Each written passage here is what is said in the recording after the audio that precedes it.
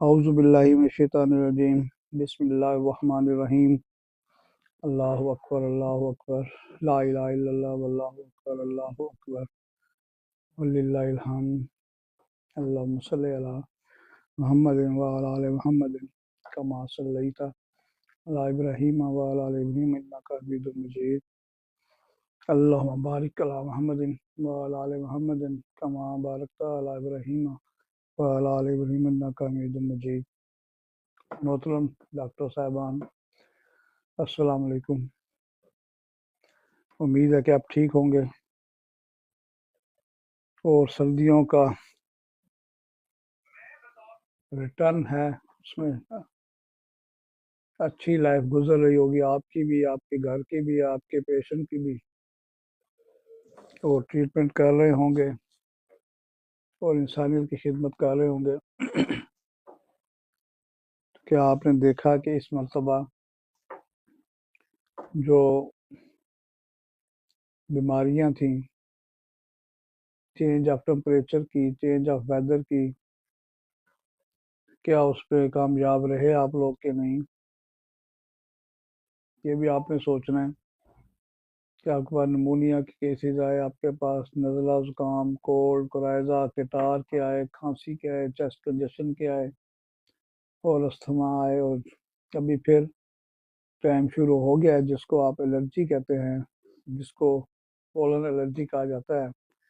वो भी मौसम मार्च, फरवरी, मार्च, अप्रैल का आ चुका है और उसमें भी हम इसका मुकाबला करना है। मुकाबला इसी तरह हो सकता है कि आप इस पर मेहनत करें, इस पर देखें। जो भी बीमारियों का मौसम शुरू होता है उससे पहले आप रेपर्टरी खोलें, आप मैथमेटिका खोलें, आपको ये सारी आज की असर हाजिर की जो बीमारियां हैं, प्रेजेंट जो डिजीज़ हैं, प्रॉब्लम है, चाहे ये जितनी मर्जी पुरानी है, चाहे ये आजकल इनको नाम दिया गया है, अगर कोई टर्मिनोलॉजी चेंज हुई है तो आजकल के हिसाब से वो आपको सारा कुछ अपनी बुक्स में मिलेगा। आपको लेटेस्ट जो रिपोर्टीज है उसमें रूब्रिक के हिसाब से भी बीमारियों की ये चीज़ें मिलेंगी, मेडिसिन मिलेंगी, सिम्टम के हिसाब से भी मिलेंगी, और हर तरह से आप चाहे तो इसको कंट्रोल कर सकते हैं। लेकिन सिर्फ ये है कि आपने पढ़ना है, इसके बगैर होम्योपैथी में मुश्किल हो जाएगा। ये एक हकीकत है कि जितना आप DHMS करते हुए पढ़ते हैं उससे ज़्यादा बाद में पढ़ना पड़ता है और फिर कामयाबी आपके कदम चूमती है। और मेडिसिन हमारे पास 150 साल पहले वाली भी मौजूद है, 100 साल पहले वाली भी मौजूद हैं, जो नई उसके बाद प्रूव हुई हैं, क्लिनिकल प्रूव हुई हैं, वो भी मौजूद है, जो एक्सपेरिमेंटल हुई हैं वो भी मौजूद हैं, जो विदाउट प्रूविंग के मेडिसिन हैं, जिसको हम नोजोल्स कहते हैं, सार्कोल्स कहते हैं, वो भी नए बन रहे हैं, हर एक चीज़ के बन रहे हैं। आपके पास हर चीज़ की अवेलेबिलिटी है और आप इलाज भी कर सकते हैं, इसमें आपको नाकामी इंशाल्लाह नहीं होगी। जैसे ये मौसम आ रहा है फरवरी, मार्च, अप्रैल, आप देखें कि वेदर एलर्जी है, इसको पोलन एलर्जी के नाम से कहते हैं। हालांकि इस्लामाबाद से पिछले 5 साल पहले इन्होंने वो दरख्त नारियल बरी के काट दिए थे बहुत सारे, जो इस बीमारी का मौजब बनते थे, लेकिन फिर भी ये बीमारी कायम है। कोई ना कोई बीमारी, कोई ना कोई बहाना ऐसा हो जाता है। कभी जैसे लाहौर में वो हो जाती है, क्या कहते हैं उसको, स्मोग हो जाती है। जहाँ भी कोई ऐसी ट्रैफिक पोल्यूशन है, क्लाउड पोल्यूशन है, और पोल्यूशन हो जाती है, तो बीमारियां जा नहीं रही, कोई शक्ल चेंज कर रही हैं, नहीं जा रही। अभी जो पिछले 2 महीने गुजरे हैं, इसमें आप देखें कि इन लास्ट 2 मंथ में कितनी बीमारियां थी। लोग कहते थे ये कोरोना की है, कोरोना ही हुई है हमें, लेकिन कोरोना की शक्ल की थी, कोरोना की नहीं थी। कोरोना जितनी कमजोरी इसलिए नहीं थी, कोरोना जितना जो ट्रीटमेंट था सख्त वो नहीं लेना पड़ा और मरीज जल्दी ठीक हो गए। लेकिन एक खौफ था कि कोरोना फिर आ गया है, कोरोना ना हो जाए, लेकिन शुक्र है कि कोरोना अभी नहीं आया, उसकी वापसी हो चुकी है। अब अगर कोई सिम्टम चेंज होगी, आएगा, तो वैसे ही 4G के बाद 5G आ चुका है थोड़ा बहुत। किसी किसी कंपनी ने 5G अनाउंस कर दिया है, किसी ने नहीं किया। तो जब 5G आएगा मुकम्मल तौर पे, तो फिर एक दफ़ा आपकी यही सिम्टम रिलेटेड टू आपकी चेस्ट प्रॉब्लम लंग से, नोज से, ये फिर जाहिर होगी, जिसको लोग कोरोना कहेंगे, लेकिन उसका मुकाबला भी इंशाल्लाह हो जाएगा। तो पढ़ना पड़ेगा भाई हमें लाजमी। आप देखें कि मैं रफली बता दूं, जो आने वाली मौसम है फरवरी मार्च अप्रैल, इसमें दवाइयाँ कौन सी काम आएंगी।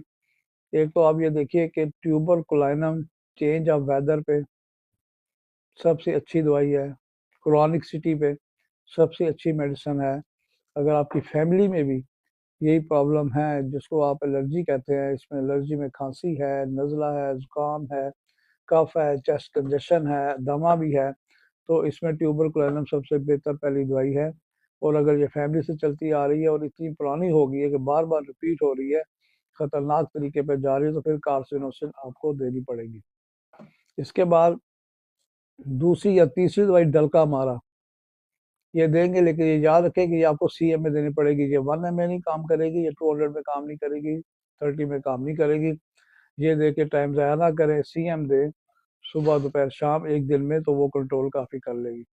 उसके बाद आप देखें कि अगर बार बार नाक बंद होता है, या बार बार खांसी होती है, या बार बार सांस फूलता है, तो उस पर आप दवाई देंगे। अगर बार बार खांसी होती है, तो आप ब्रोमियम की हाई डोजेस देंगे, वो एलर्जी कफ के लिए बेहतरीन है।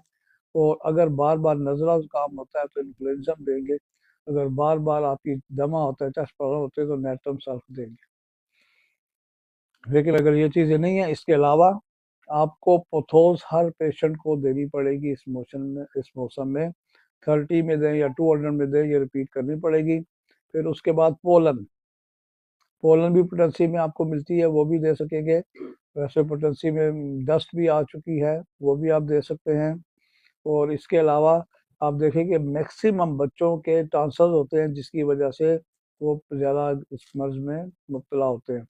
ट्रांसफर्स हो गए, इनलार्ज ट्रांसफर्स हैं, कभी एक साइड का, कभी दोनों साइड का, कभी लेफ्ट का। और आप देखिए कि इसके साथ एडेनाइड्स, इनलार्जमेंट ऑफ एडेनाइड होगा। जब एडेनाइड होगा, तो फिर वो नाक उनका हमेशा दिन को भी बंद रहता है और रात को भी। ठीक है, अगर सिर्फ चेस्ट कंजेशन होगी या नेजल पॉलिप्स होगी, तो ज़रूरी नहीं कि 24 घंटे उनका नाक बंद रहे। लेकिन जिनको एडिनाइट होगा, तो उनका 24 घंटे नाक बंद रहेगा, और रात को स्पेशली उनका नाक बंद रहेगा। उसके साथ आप देखें कि इस मर्ज में छींकें आएंगी, सांस रुकेगा, खांसी होगी। तो छींकें अगर आती है, सबाडीला देंगे। और अगर सुबह के टाइम उठते साथ ही, कहते हैं जी जैसे हम बिस्तर से उठते हैं, छींकें आती है, तो अमोनियम फास्फोरिक हम देंगे, ये याद रखिएगा। फिर उसके बाद अगर नाक बहता है, गर्मी ज़्यादा लगती है पेशेंट को, तो नेट्रोम्योर देंगे। और ये सुबह दोपहर शाम 30 में दे सकते हैं। तो ऐसा देने से आप देखेंगे कि 15 दिन में, 1 महीने में आपके जो एलर्जी वाले केसेस है, वो इंशाल्लाह ठीक होना शुरू हो जाएंगे, बल्कि कुछ केसेस बिल्कुल ठीक हो जाएंगे। कुछ पेशेंट को आपको पूरा सीजन दवाई देनी पड़ेगी, फरवरी मार्च अप्रैल, लेकिन कुछ को सिर्फ आप 15 दिन महीना देंगे इस पैटर्न पे जो मैंने बताया, तो इंशाल्लाह वो ठीक होना शुरू हो जाएगी, उनकी बीमारियां, उनकी सिम्टम।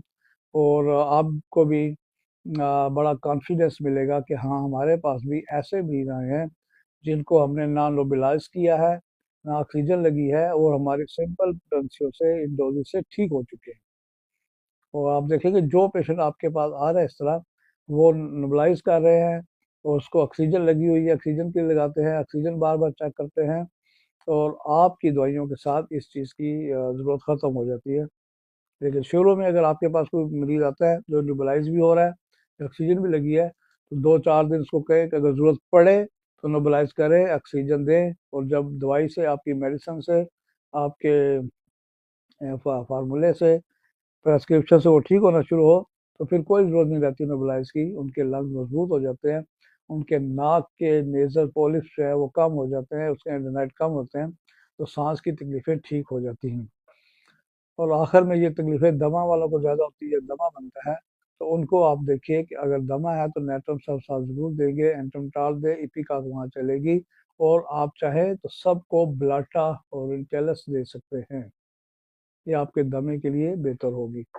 चाहे पोटेंसी में दें, चाहे क्यू में दें, ये हर पेशेंट को दें, तो उनका दमा ठीक हो जाएगा। और एलर्जी कफ के लिए आप देखें कि ब्रोमियम, जिनकी खांसी नहीं ठीक होती, उनको ब्रोमियम और मेफाइटस आप अल्टरनेट करें, आजकल भी दें, जो खांसी है तो उनमें ये बेहतर हो जाती है। और अगर कहीं पे काम रुकता नजर आए तो बेसिलेनम आपने देनी है।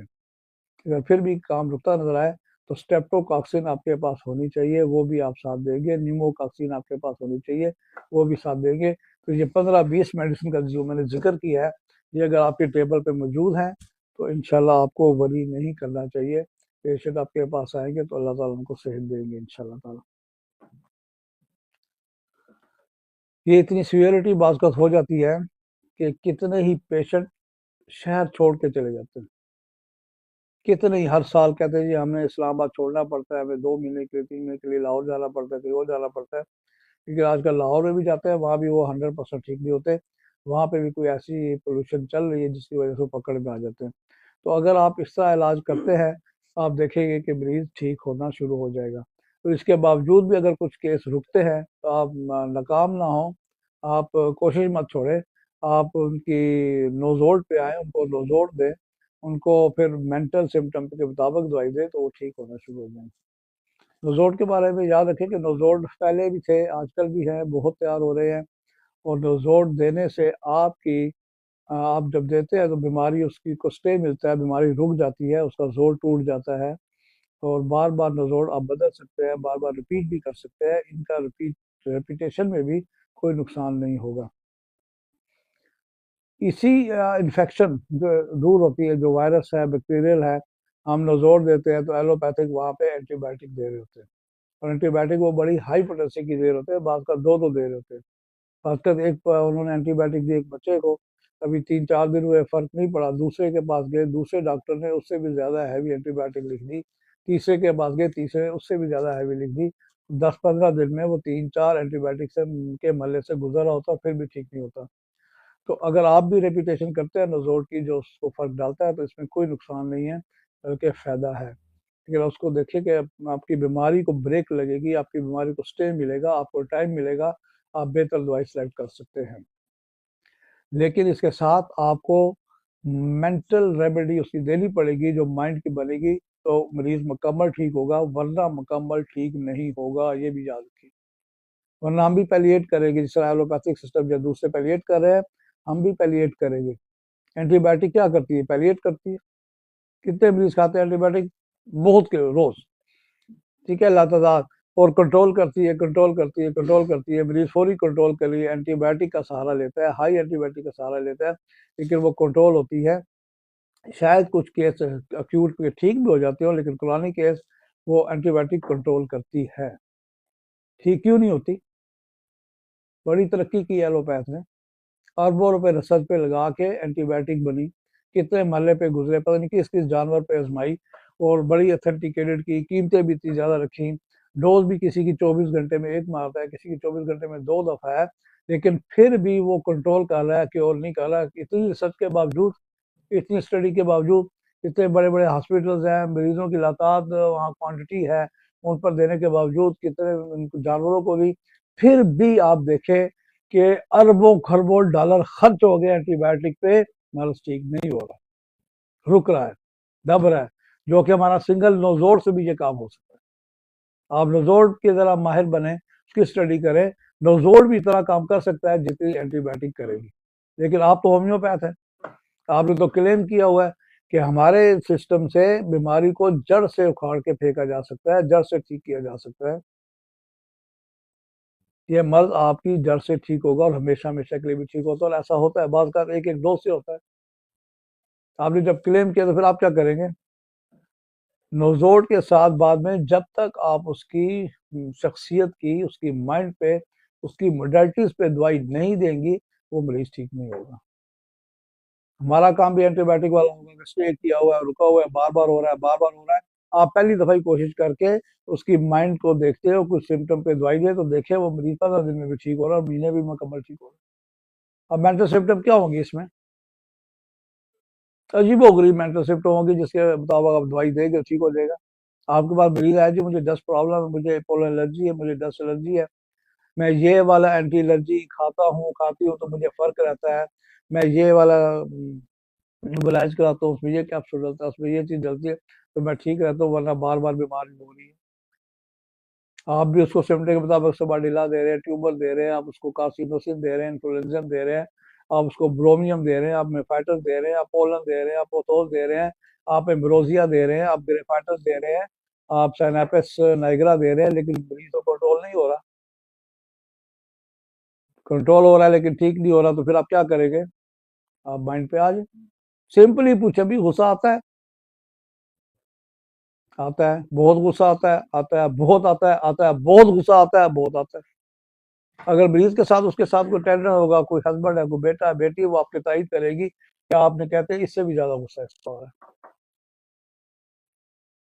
और अगर अपने बात बनवाता है, अपनी बात बनवाने की कोशिश करता है, कहता है मेरी बात मानी जाए, मैं इस हद तक अपनी बात बनवाऊंगा कि मेरी बात मानी जाए, और फिर आप उसको प्लेटिनम देंगे तो वो ठीक होगा। अब कहाँ नजला, जुकाम, cold, coryza, catarrh, post nasal catarrh, post dripping, आपकी हुपिंग कफ, आपकी क्रूपिंग कफ, आपकी हैकिंग कफ, आपकी शॉर्ट कफ, कि आपका जुबान मुंह में नहीं लग रही, खांस रहे बच्चा है, कहाँ आप दवाइयां दी to the point, to the symptom, ठीक तो नहीं हो रहा। कि जहां पे ऐसे सिम्टम मिली, आप उसको दवाई दे, देखे अगले दिन वो आके कहते हैं सब नेबुलाइजर छोड़ के सब ठीक हो गया। आप मरीज से पूछे बंद कमरे में रह सकते हो कि नहीं, क्लियर कट पूछे। अक्सर कहते हैं हाँ जी हाँ नहीं, ऐसा नहीं होगा। आप कहेंगे आप कमरे में बंद रह सकते हैं, दरवाजे बंद हों, खिड़कियां बंद हों, पर्दे आगे हों, आप बैठ सकते हैं कि नहीं? अगर वो कहता ओहो हो, मैं तो बिल्कुल नहीं बैठ सकता, मैं तो पर्दे पीछे करता हूँ, मैं तो सर्दियों में भी दरवाजा खोल के रखता हूँ, मैं तो सर्दियों में भी खिड़की खोल के रखता हूँ, मैं तो चाहता हूँ, मैं चाहती हूँ कि बाहर जाऊँ, बाहर की हवा लो, बाहर बैठ जाऊँ, बाहर जाऊँ, तो पल्साटिला सीएम की एक दे दे, आयोडन सीएम की एक दे दे। अब ये तो रिलेटेड कोई बीमारी इसके नहीं है कि आपकी नज़ला, जुकाम, खांसी, पोलन एलर्जी से इसकी कोई लामत रिलेट नहीं करती, लेकिन माइंड उसका अलग है। जब आप पल्साटिला देंगे, आप देखेंगे वही दवाइयां एनहेंस होकर काम करेंगी और बस ठीक हो जाएगी। बच्चा है, जिद करता है, जिद करता है, मानते ही नहीं है, उसको समझाते हैं, मानते नहीं है, कहते हैं ये तो मानते ही नहीं है, ये इसको कुछ भी समझाएंगे ये नाकाबिले बर्दाश्त हो जाता है, ये समझते नहीं है, ये उल्टा मारता है, चीजें फेंकता है, आपका मोबिल आज दे।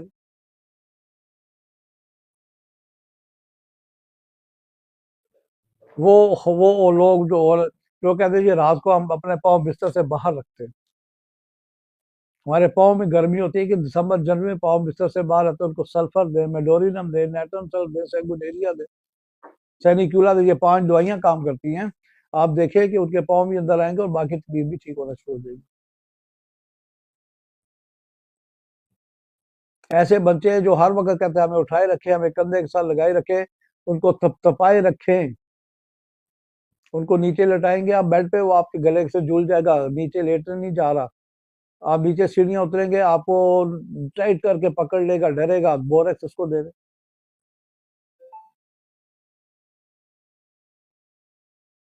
और जो बनावटी बच्चे रोते हैं, किसी को देख के, किसी के आने पर कि ये फलां रिश्तेदार है, इसके आने पे मेरी इज्जत पूरी हो जाएगी, मैं करूं, तो उनको ट्यूबरकुलोसिस दें, आप साइना दें। तो जब आप देखें, कहने को तो ये आम दवाइयां हैं, ज्यादा नहीं है, लेकिन जब आप मेंटल सिम्टम पर ये देंगे तो ये मर्ज जो है आपके पोलन एलर्जी के, चाहे वो बड़ा है चाहे छोटा है, आप उसको देंगे तो ठीक होना शुरू हो जाएगा। क्लास्ट्रोफोबिया के बारे में पूछे कि जी आपको बंद कमरे में तकलीफ तो नहीं होती, आप लिफ्ट में बैठ सकते हैं कि नहीं? और जो लोग कहते हैं हम लिफ्ट में नहीं बैठ सकते, और जो लोग कहते हैं जी बस बाहर से कुंडी ना लगाए, हम नहीं अंदर ठहर सकेंगे, चाहे अपना घर हो, उनकी दवाई फिर कौन सी है? सक्सीनम है, अर्जेंटम नाइट्रिकम है।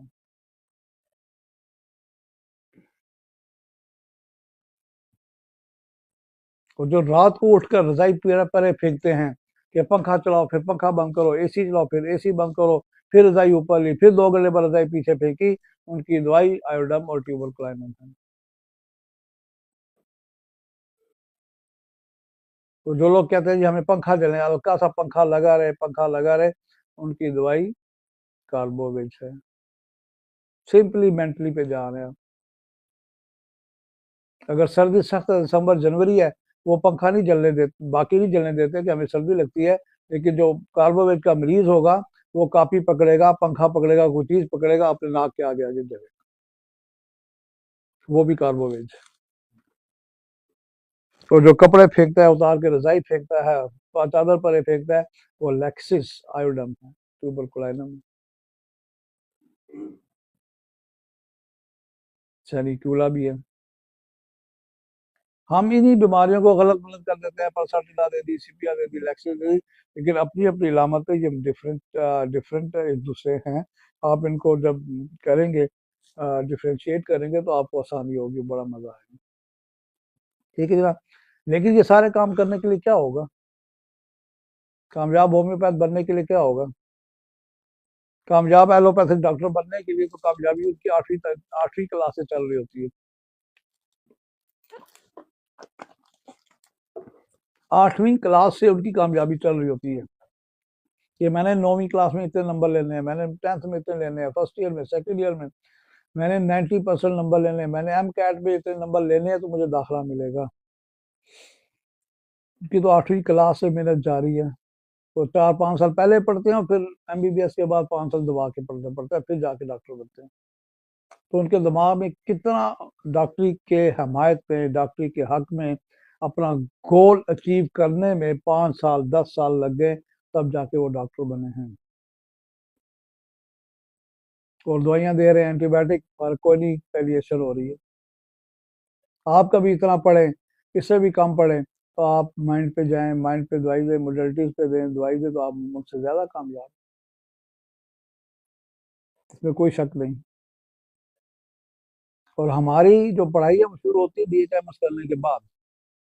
तो भी जिसको ख्याल आए कि जी मैंने पढ़ना है, मैंने डॉक्टरी करनी है, मेरा जो प्रोफेशन है, आपको डॉक्टर मरीज डॉक्टर समझ के आता है, आपको मसीहा समझ के आता है, तो फिर भी हम नाकाम रहते हैं, क्योंकि हम डिसाइड नहीं कर सकते।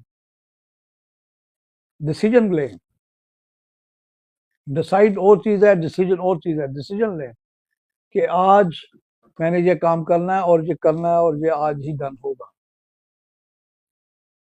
आपने आज डिसीजन लिया कि मैंने कल से फलां काम करना है, कल भूल गए, परसों करना है, परसों भूल गए। वो आपकी ख्वाहिश हो सकती है, वो आपकी विश हो सकती है, आपका डिसीजन नहीं हो सकता। डिसीजन जो होगा, आपको डिसीजन पे काम करना पड़ेगा कि आज डिसाइड करना है कुछ, आज हमने डिसीजन लेना है कि मैंने होम्योपैथी इतनी रोज पढ़नी है, चाहे कुछ भी हो जाए, मैंने 2 घंटे पढ़ना है, चाहे कुछ भी हो जाए, मैंने एक दवाई रोज पढ़नी है, 3 मरतबा 4 मरतबा। चाहे आप क्लास में पढ़ें, चाहे आप काशिन आम में पढ़ें, चाहे आप बोरिक में पढ़ें, चाहे आप नैश लीडर में पढ़ें, चाहे आप एलन की नोट्स में पढ़ें, चाहे एलन मैथमेटिका में पढ़ें, लेकिन एक दफा जो दवाई रोज एक पढ़ें, उसको 3-4 दफा पढ़ें, ताकि वो आपके अंदर मौजूद रहे, उसके सिम्टम मौजूद है। एक दफा नहीं, नींद आ गई है, आप कल भी वही पढ़ेंगे, परसों भी वही पढ़ेंगे, पढ़ते रहे पढ़ते रहे। आपने डिसाइड कर लिया कि 2 घंटे मैंने पढ़ना है, आज डिसाइड करें, उस पर अमल करें। आप 6 महीने साल बाद रिजल्ट देख रहे, रिजल्ट आपकी आंखों के सामने होगा। जब एक डिसीजन पावर आपके अंदर लाशूर में चली जाएगी, तो फिर 15 दिन गुजरेंगे, फिर आप खुद ब खुद पढ़े बगैर नहीं रह सकेंगे। खुद ब खुद आपका हाथ उठेगा बुक की तरफ, आपका हाथ उठेगा पढ़ाई की तरफ, आपका हाथ उठेगा अलमारी की तरफ, पढ़ने की तरफ। आप जाकर बैठेंगे, लेटेंगे, पढ़ेंगे। और जब ये डिसीजन हो गया, तो फिर आपकी कामयाबी लिखी गई। डिसीजन करने से पहले अपने आप को फोकस करें कि मैंने किस चीज़ पे डिसीजन करना है भाई। मैंने सिर्फ होम्योपैथिक क्लिनिक विजिट करने हैं, मैंने होम्योपैथिक फंक्शन ही विजिट करने हैं, मैंने होम्योपैथिक कैंप ही विजिट करने हैं, या मैंने पढ़ना है। फिर आपको डिसाइड करने पड़ेंगे कि मैंने वो काम छोड़ने हैं 2 साल के लिए, फंक्शन छोड़ने हैं, आपके प्रोग्राम छोड़ने हैं, खाने पीने के प्रोग्राम छोड़ने हैं, मैंने बैठना है, मैंने पढ़ना है, मैंने कैंप छोड़ने हैं, मैंने फंक्शन छोड़ने हैं, मैंने 2 साल से 2 घंटे रोज पढ़ना है, और एक दवाई को 3-3 दफा पढ़ना है, फिर आगे चलना है। अगर आप कहेंगे नहीं ये सारे काम साथ चलेंगे, तो फिर मुश्किल होगा।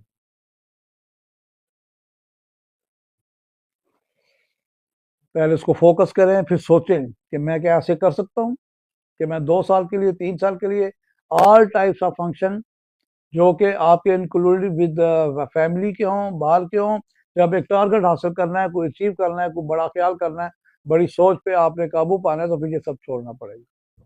चाहे वो आपके खानदान की शादियां हैं, आपके खानदान के वलीमे हैं, आपके खानदान के सालगिरह आपकी सेलिब्रेशन है, आपकी शादियों के हैं, आपके होम्योपैथी के फंक्शन है, आपके दूसरे फंक्शन है, 2 साल 3 साल के लिए छोड़ दीजिए। हाँ, बहुत जरूरी है अपने भाई बहनों के यहाँ वो अटेंड करना, जो बिल्कुल ही नजदीकी है, बाकी छोड़ना पड़ेगा। तो टाइम अपने क्लिनिक में दें, रिजल्ट 2 साल में आप खुद देख लीजिए, आपके सामने आएगा कि आपने किया क्या है। तो अगर आप ऐसा सोचेंगे, डिसाइड करेंगे और फिर एक डिसीजन लेंगे, तो इंशाल्लाह आपका आज आपका कल नहीं होगा,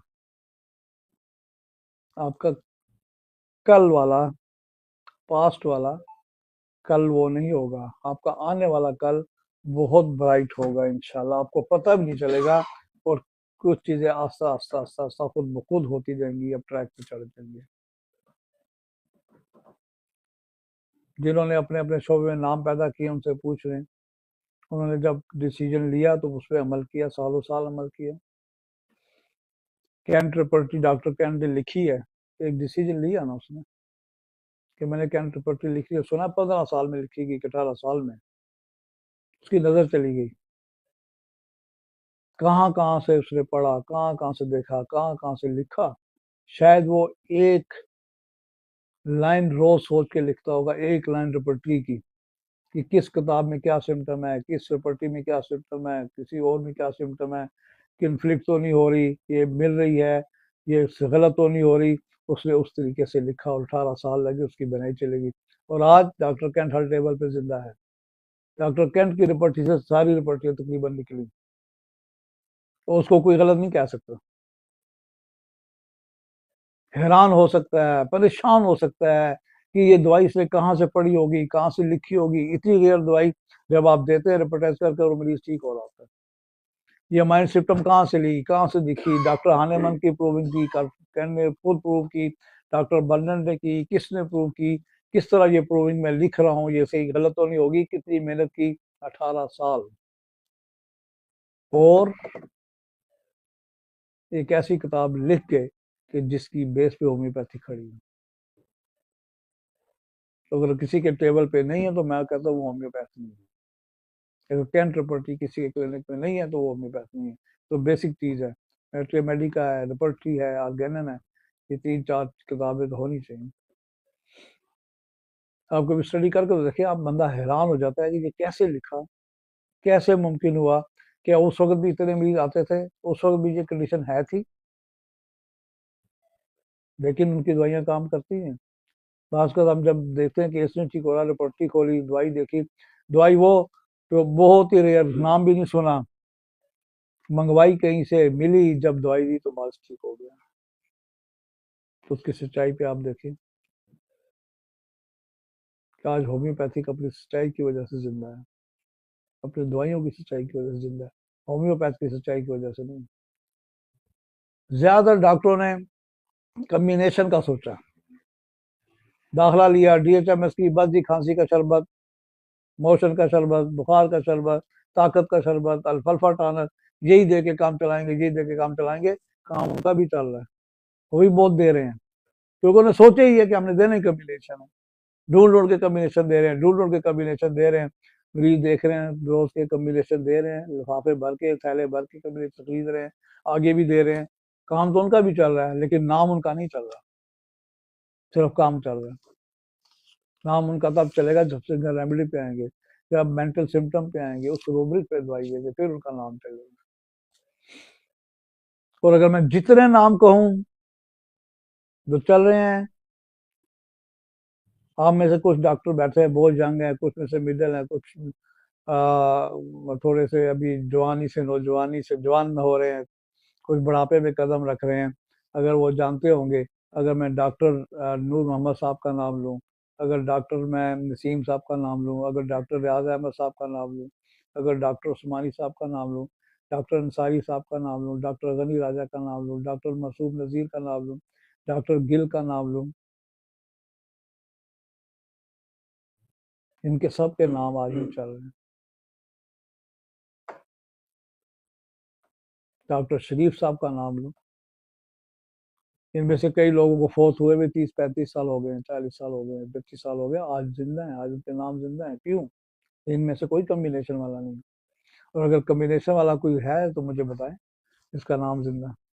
काम उनका भी चलता है, नाम उनका नहीं चलेगा। नाम उन्हीं का चलेगा जो सिंगल रेमेडी करेंगे और माइंड पे मेडिसिन देंगे। जिनके माइंड में कम्बिनेशन आ गया वो दे रहे हैं, कम्बिनेशन दे के अच्छा खासा वो भी गुजारा कर रहे हैं, काम चला। तो जिनके साथ कम्बिनेशन नहीं छूट सकता, उनके लाशूर में कम्बिनेशन चला गया कि अच्छा है, लेकिन मैट्रिमोनी का भी नॉलेज है, वो एक आध डोज सीएम की भी देते रहते हैं, जो दवाई बनती है उनका नाम भी कुछ ना कुछ चल रहा है। इसलिए आज डिसीजन लें, कल उसका रिजल्ट लें, और रिजल्ट हमेशा आपका मीठा होगा, फीका नहीं मिलेगा। तो अब हम जिक्र करेंगे अल्लाह ताला की सिफ्त का। आज है अल अजीजो जल्ला जलालहू, अल अजीजो, इसका मतलब है सब पर गालिब। गालिब तो हैं, अल्लाह को बताने की जरूरत ही क्यों महसूस होती है, वो तो गालिब हैं। लेकिन उन लोगों को महसूस होती है जो अल्लाह के हकीकत से इनकार करते हैं, अल्लाह के नाम से इनकार करते हैं। फिर उनके लिए पूरी कायनात है, इसमें वाक़यात हैं, इसमें इन्वेंशंस हैं, इसमें इजादात हैं, वो सारी फिर अल्लाह की याद कराते हैं कि वो अल्लाह है जो किसी के आगे ना झुक सकता है ना झुकेगा। वो अल्लाह है जिसका मुकाबला ही नहीं हो सकता, सब पर गालिब है। आप किसी फील्ड में आ जाएं, आप अल्लाह का मुकाबला नहीं कर सकते। किसी इजादात में आ जाएं, आप अल्लाह का मुकाबला नहीं कर सकते। पीछे से लिंक अल्लाह की ज़ात का मिल रहा है, कनेक्शन पीछे से जो ओरिजिनल नेचुरल डिज़ाइन निकलता है, जो कि ऑलरेडी बना हुआ है, वो डिज़ाइन अल्लाह की तरफ से बना हुआ आता है, फिर काम हो रहा है। तो अल्लाह कहता है मैं इतना ज़बरदस्त हूँ, इतना गालिब हूँ और इतना प्यार करने वाला हूँ कि आपको मैं अजीज भी रखता हूँ, आप पे अपना बताता भी हूँ कि मैं ही सब कुछ हूँ। इसमें कोई शक भी नहीं है कि जितनी अजमत अल्लाह की है शायद ही किसी और की होगी, ना हो सकती है और ना कभी होगी।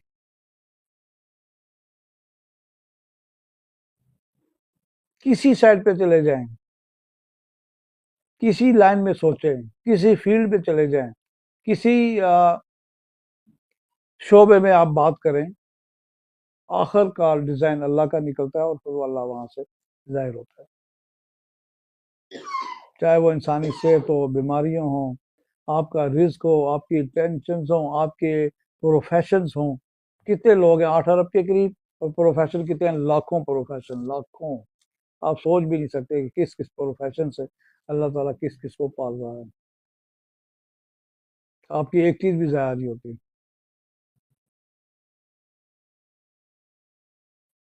वो प्रोफेशन भी कर रहे हैं जो आप जिसको आप फेंक देते हैं, जिस चीज को आप अपने घर से फेंक देते हैं, उसको गंदा समझते हो, उसको नाकाबिल इस्तेमाल समझते हो, वो भी लोगों का प्रोफेशन बना हुआ है।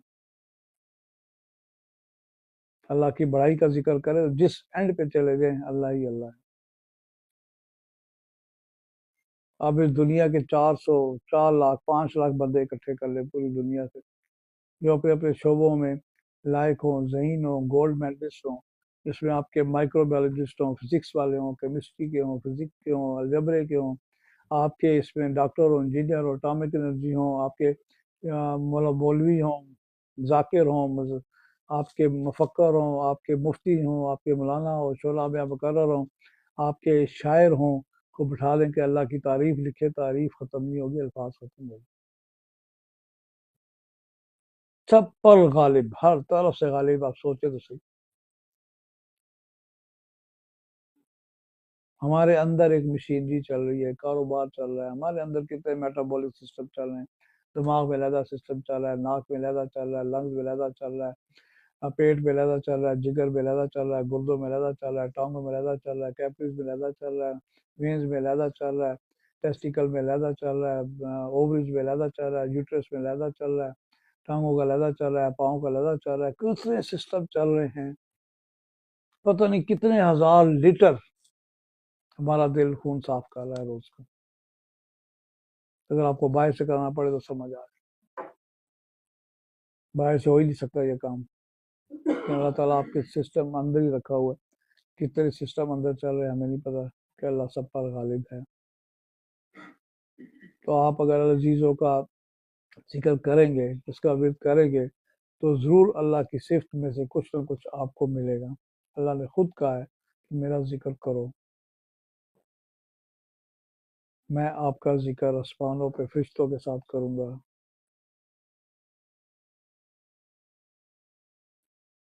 और जब आप जिक्र करेंगे तो अल्लाह ने खुद कहा, मेरे जिक्र करने वाला मेरे इतने करीब हो जाता है कि मेरे रंग में रंगा जाता है। जब वो रंग में रंगा जाएगा तो फिर आप खुद सोच लें कि अल्लाह की सिफ्त उसमें शिफ्ट हो जाएगी, उसमें ट्रांसफर हो जाएगी, क्योंकि आप बेसिकली तो अशरफुल मखलूकात है ना। फरिश्तों तक ने इंसान को सजदा किया, यानी कि आपको सजदा किया।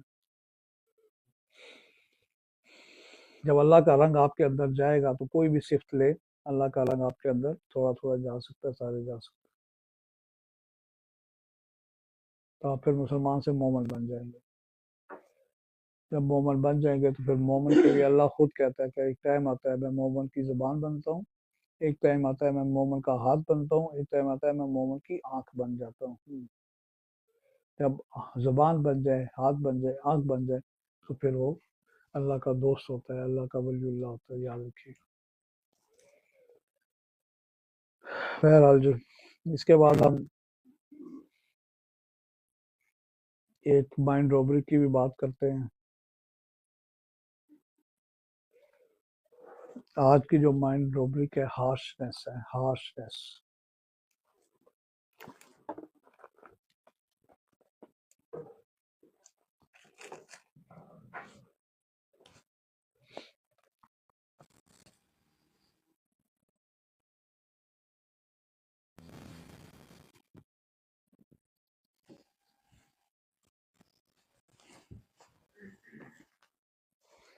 नाम से ही जाहिर है कि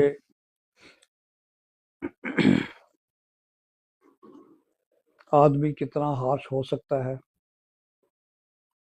आप देखें कि आपके घर में, आपकी फैमिली में, ख़ानदान में, आपके मिलने वालों में, आपके दोस्त अहबाब में कितने दोस्त होते हैं जो हार्शनेस का शिकार हैं,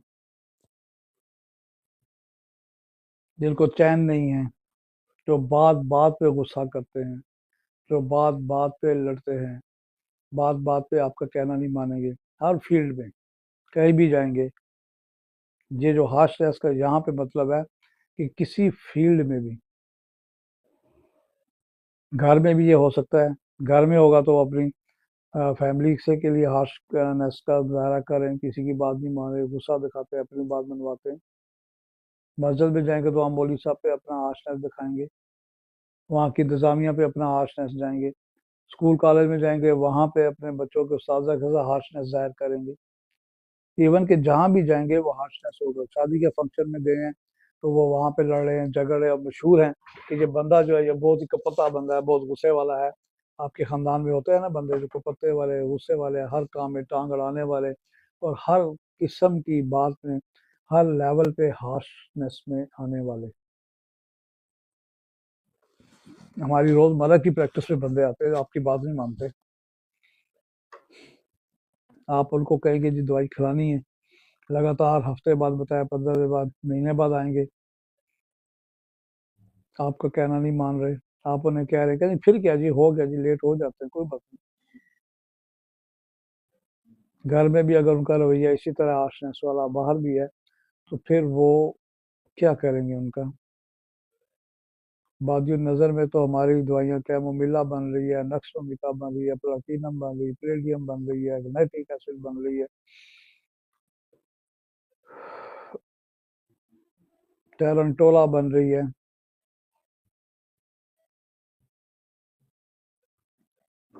लेकिन इस किस्म की हार्शनेस जो हर जगह पे होगी, आप नमाज पढ़ने गए हैं, वहाँ मौलवियों साहब से लड़ रहे हैं, वहाँ नमाजियों से हार्शनेस कर रहे हैं,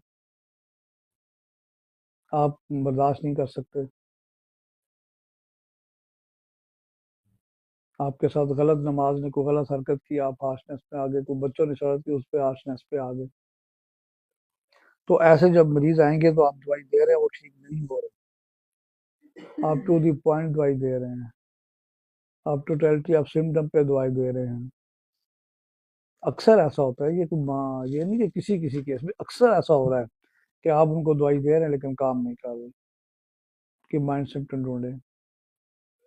जब माइंड सिम्टम ढूंढते हैं तो उसमें से फिर अगर हार्शनेस निकलती है, कुछ और निकलती है, तो फिर उसके मुताबिक आप दवाई देंगे। अब इसी में देखें कि रिपोर्टरी लिखने वालों ने कितनी मेहनत की, कितनी किताबों को देखा होगा, परखा होगा, कहाँ कहाँ देखा होगा कि ये माइंड सिम्टम अप्रूवल के बाद किस किस डॉक्टर ने लिखी, कहाँ आई, फिर उसको ब्लैक लेटर में लिखा, इटैलिक लेटर में लिखा, स्मॉल लेटर में लिखा। तो अगर इस तरह का मरीज आपके पास आ रहा है, उसको दमा है वो नहीं ठीक हो रहा, उसको कोई आर्थराइटिस है वो नहीं ठीक हो रहा, उसको कोई इम्पेयर्ड हेयरिंग है उसको ठीक नहीं हो रहा, उसके वर्टिगो उसके ठीक नहीं हो रहे, उसके कान में आवाजें टनाटस हो रहा है वो ठीक नहीं हो रहा, माइनर डिजीज ठीक नहीं हो रही, ये फंसे होते हैं केस। होम्योपैथी इसमें बिल्कुल अल-ऐलान कहती है कि इस चीजों का इलाज है, जो कि एलोपैथ सिस्टम या दूसरे सब सोच भी नहीं सकते कि उनके पास इस चीजों की दवाई है। आप कहें टनाटस की दवाई, कोई दवाई नहीं उनके पास। आप कहें माइनर डिजीज की दवाई, कोई दवाई नहीं उनके पास। आप कहें वर्टिगो की दवाई, कोई नहीं दवाई है। सबसे पहली दवाई एक ही वो देते हैं सबको, लेकिन चक्कर फिर ठीक नहीं होते।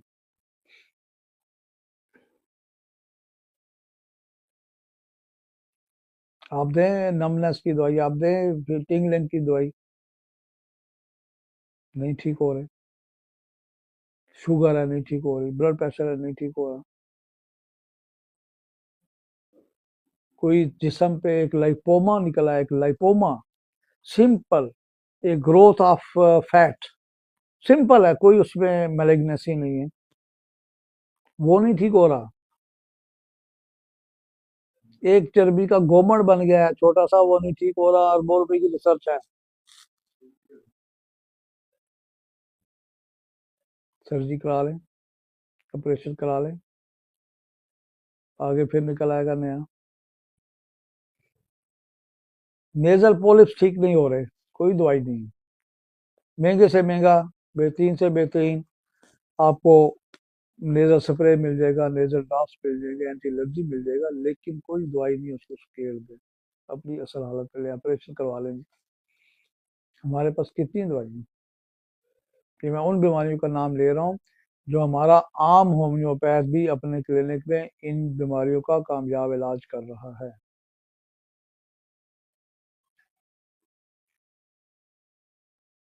नींद की दवाइयाँ खा रहे हैं, बरसों से खा रहे हैं, बड़े शौक से बताते हैं मैं ये एक गोली खाता हूँ, दो खा लूँ, अब मैं चार खाता हूँ, अब साथ ये भी हो गया, साथ विटामिन भी ले रहा हूँ, साथ ये भी ले रहा हूँ। अगर आप उसी केस को जरा तरीके से ले लें, एक दिन बैठ के आराम से ले लें, टोटलिटी ऑफ सिम्टम ले लें, उसकी मेंटल सिम्टम में ले लें, तो आप देखेंगे कि उसके नींद का मसला जो कई सालों से परेशान कर रहा था, आज उसकी नींद का मसला हल हो गया है। कहाँ नींद, कहाँ सेडेटिव मेडिसिन, कहाँ आपने उसकी माइंड सिम्टम पे दवाई दी और उसकी नींद का मसला हल हो गया। तो इसी तरह हार्शनेस अगर किसी पेशेंट में है, लेकिन आप दवाइयाँ दे रहे हैं उसको, जनाब ऑस्टियोआर्थराइटिस की दे रहे हैं, आप उसको सोमैटिक की दे रहे हैं, एलर्जी की दे रहे हैं, आप पेन किलर दे रहे हैं, सेडेटिव दे रहे हैं, वो तो ठीक ही नहीं हो रहा। असल में उसकी मेंटल सिम्टम जो है हार्शनेस है, हर जगह हार्शनेस पैदा करता है, कहीं पर सेटल नहीं हो रहा, कहीं पर सुकून नहीं मिल रहा। बच्चों के स्कूल में जाएगा वहाँ टीचर से हार्शनेस कर रहा है, घर में आ रहा है तो बीवी बच्चों से हार्शनेस कर रहा है, मस्जिद में जा रहा है तो मौलवी साहब से नमाज़ों से हार्शनेस कर रहा है, बाजार में जा रहा है, एक रेडी वाला है, गरीब रेडी वाला है जो कि सिर्फ एक बेर बेच रहा है, उससे भी हार्शनेस शुरू कर दे। टके की चीज लेनी है, उससे भी हार्शनेस कर रहा है। वो देखे तो सही कि ये इस बंदे का स्टेटस क्या है, इसकी क्या है, इसको हम 1 किलो से चीज खरीद रहे हैं और हम परेशान हैं, अगले दिन वापस करने आ गए, इसको हाथ से लड़ रहे हैं इससे। बेर उसने अपने घर से तो नहीं पैदा की, अपने घर से तो नहीं बनाए। अगर एक आध बेर आ भी गया है, एक आध खरबूजा मीठा नहीं निकलता, जो कि अमूमन ऐसा होता है कि ये खरबूजा मीठा और बाकी मीठे निकलते, वो बंदा खरबूजे लेके वापस पहुंचा होता है, मीठे क्यों नहीं तुमने कहा था मीठे। हार्शनेस, जरा सी चीज खराब होगी फौरन वापस पहुंचेगा, चाहे वापस जाने के लिए उसको उस चीज से भी महंगा किराया पड़ जाए, फिर वहां जाके करेगा, ये उसको तसल्ली नहीं होगी।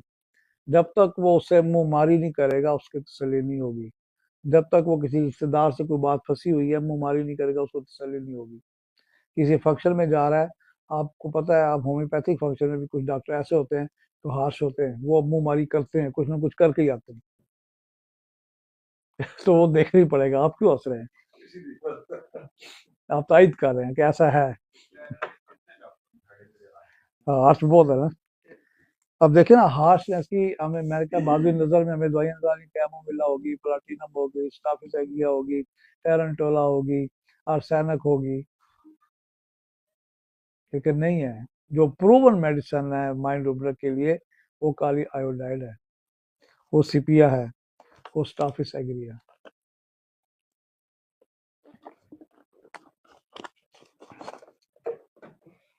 आज आकर प्रैक्टिस करके आपके पास 15-20 मेडिसिन आ जाती हैं जो रिलेटेड टू माइंड हैं, वो आप रखें, वो प्रैक्टिस करें, साथ साथ देते रहें, आपकी प्रैक्टिस एकदम बेहतर हो जाएगी। आप महसूस करेंगे कि प्रैक्टिस बेहतर हो रही है, मरीजों को सेटिस्फैक्शन हो रही है, आप में कॉन्फिडेंस आ रहा है। माइंड की कौन सी दवाई हैं? यही है, कालियोजाइड है, स्टाफिस एग्री है, सिपिया है, पल्साटिल्ला है, आपकी प्लाटिनम है, आपकी पैलेडियम है, आपकी एपिस है, आपकी सिपिया है, लेक्सिस है। कितने पेशेंट जो रुके हुए थे मुख्तलिफ अमराज के, किसी का फेब्राइड नहीं ठीक हो रहा, किसी का सिस्ट ठीक हो रहा, किसी का हार्मोनल साइकिल नहीं ठीक हो रहा। 5-6 दवाइयाँ हैं, प्लाटिनम है, पैलेडियम है, एपिस है, लेक्सिस है, पल्स है, सिपिया। अब दे, उनके माइंड पे आके दे दो सही, कि सब हार्मोन साइकिल ठीक हो जाता है। जो सा हार्मोन का लेवल अप एंड डाउन है वो नॉर्मल होता जा रहा है। इसके अलावा अगर कोई और बीमारी है वो भी ठीक होती जा रही है। कहाँ ऑस्टियोआर्थराइटिस, कहाँ पसटिला की पेशेंट कहती है मैं तो कमरे में टिक ही नहीं सकती, दरवाजा खुला रखती हूँ सर्दियों में भी, मेरा दिल चाहे तो बाहर भी चली जाती हूँ पसटिला दे। आप देखें उसका ऑस्टियोआर्थराइटिस भी ठीक हो रहा है। पसटिला में इतनी नुमाया दवाई ऑस्टियोआर्थराइटिस की सिम्टम नहीं मिलेंगी आपको, लेकिन वो शिद्दत तरीन ऑस्टियोआर्थराइटिस ग्रेड 3 का, ग्रेड 4 का, जिसको डॉक्टर कहते हैं कि अपना अगर नीज में है तो नीज का ट्रांसप्लांट कराएं, नीज की रिप्लेसमेंट कराएं, चेंज कराएं। लेकिन जहाँ पे पल्साटिला दे, प्लाटिनम दे, तो एक एक डोज से वो उनकी वापसी शुरू हो जाती है, तकलीफें ठीक होना शुरू हो जाती हैं। ये मैं अपना एक्सपीरियंस बता रहा हूँ जो मैंने किया, और ये वो एक्सपीरियंस मेरा नहीं है कि मैंने इसको ईजाद किया, मैं बता रहा हूँ, मैंने पढ़ा है किताबों से, सुन पढ़ा है, बार बार पढ़ा है, अप्लाई किया है, उसका रिजल्ट मुझे मिला, उसके रिजल्ट के तौर पे आपको बता। 100% पेशेंट आप सारे ठीक नहीं कर सकते, 10 में से 10 ठीक नहीं होंगे, 10 में से 2 भी अगर बिल्कुल ठीक होता है तो आपको बहुत बड़ी कामयाबी है, 3 भी ठीक होता है बहुत बड़ी कामयाबी है। और इस तरह मेंटल रुब्रिक से अगर पहली एड भी होता है तो मरीज भी सेटिस्फाइड होता है। और अगर बिल्कुल 100% दवाई मिल गई उसकी, तो उसमें मोडालिटीज भी आ गई, उसमें नजोड भी आ रहा है, उसमें माइंड रेपर्टी भी आ रही है, तो मरीज हमेशा के लिए ठीक हो जाता है। कई भी आते हैं जी हमने 5 साल हो गए दवाई खाई तो बिल्कुल ठीक है, 10 साल हो गए, क्योंकि वो फिर रिपीट होती है। तो फिर उसको आप देखें कि कहाँ पे कमी रह गई है, पुराना नुस्खा उसका देखें, प्रेस्क्रिप्शन पढ़े, अगर नहीं फिर नए सिरे से उसकी माइंड सिम्टम्स ढूंढ लें और मेडिसिन दे, तो इंशाल्लाह वो ठीक हो जाएगा। यहाँ तो कोई सवाल हो किसी के जहन में तो कर सकते हैं मेरे से, कोई भी सवाल जो मैंने पिछला बताया है।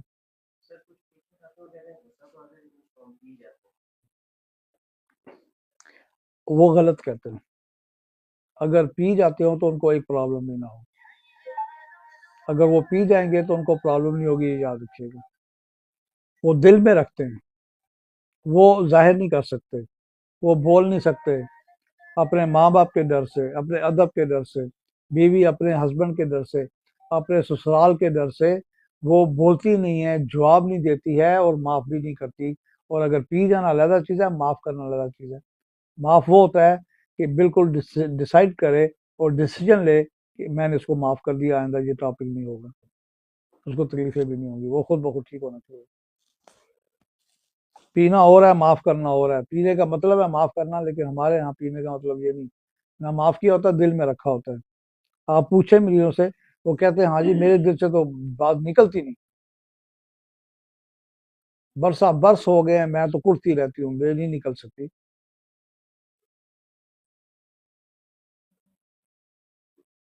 अच्छा जी, और कुछ सवाल?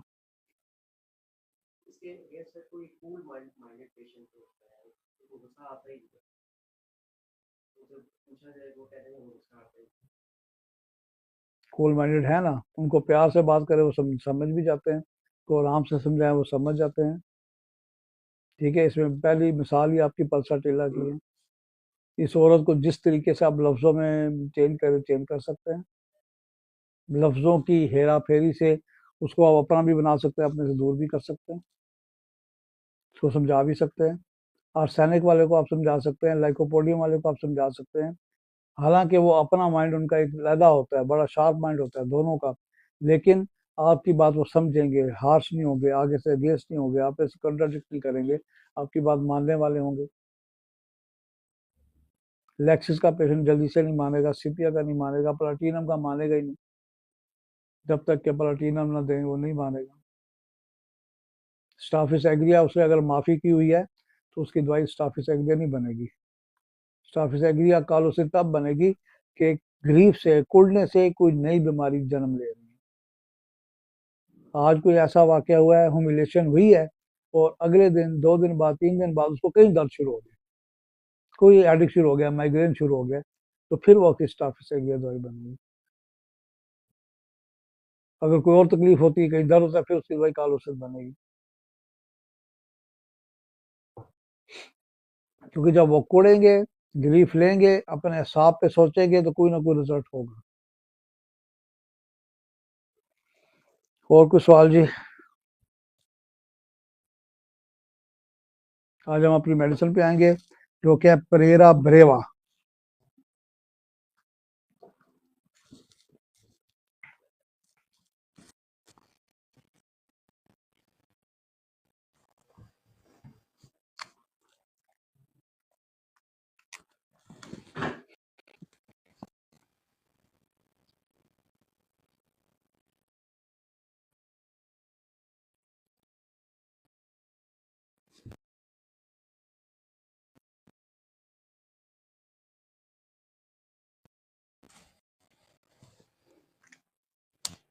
ये बहुत छोटी सी मेडिसिन है, चंद बोरिक में चंद लाइनों की मेडिसिन है, लेकिन काम बहुत बड़े बड़े करती है।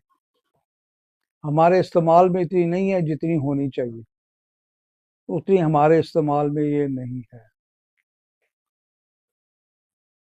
तो अब देखिए कि इसमें क्या चीज़ है, क्यों इतनी मशहूर है और क्यों इतनी इस्तेमाल नहीं होती। इसमें आपकी किडनी की प्रॉब्लम, मेन आपके किडनी स्टोन्स, इससे रिलेटेड आपकी यूटीआई की प्रॉब्लम, इससे रिलेटेड आपकी प्रोस्टेट की प्रॉब्लम, इससे रिलेटेड आपकी यूटीआई की प्रॉब्लम, ये सबको कवर करते हुए बड़े अच्छे तरीके से करती है। स्टोन के लिए भी ये बड़ा अच्छा काम करती है। जब आपकी स्टोन की मेडिसिन अकॉर्डिंग टू सिम्टम भी कुछ रह जाती है देने से, तो फिर वहाँ पे ये काम करती है।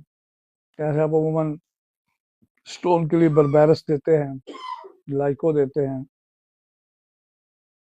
कलकेरिया रीनालिस देते हैं, आप चाइना देते हैं, कलकेरिया काब देते हैं, मेडोरिडम देते हैं, यूरिक एसिड देते हैं, यूरिया देते हैं, आप बर्बेरस पदर टेक्सचर में देते हैं, आप एपीजिया देते हैं, आप हाइड्रेजिया देते हैं, आप पट्टी का यूरिन देते हैं, लेकिन बाज का नहीं ठीक होता। फिर आप सोचते हैं, आप किताब निकालते हैं, आप रिपर्टी में देखते हैं, फिर अगर रिपर्टी में परेरा ब्रेवा लिखी होती है, आप वो देते हैं, तो मरीज ठीक होना शुरू हो जाता है। या बाज का आप देखें कि आप सिनेशियो देते हैं, तो मरीज ठीक होना शुरू हो जाता है। और ये परेरा ब्रेवा आपके स्टोन पेन के लिए बहुत ही अच्छी बात का काम करती है, जब दूसरी दवाइयाँ रह जाएं। चाहे आपको राइट साइड का पेन है या लेफ्ट साइड का पेन है, परेरा ब्रेवा बड़ा अच्छा काम करती है, और आपके स्टोन को भी ये खारिज करती है।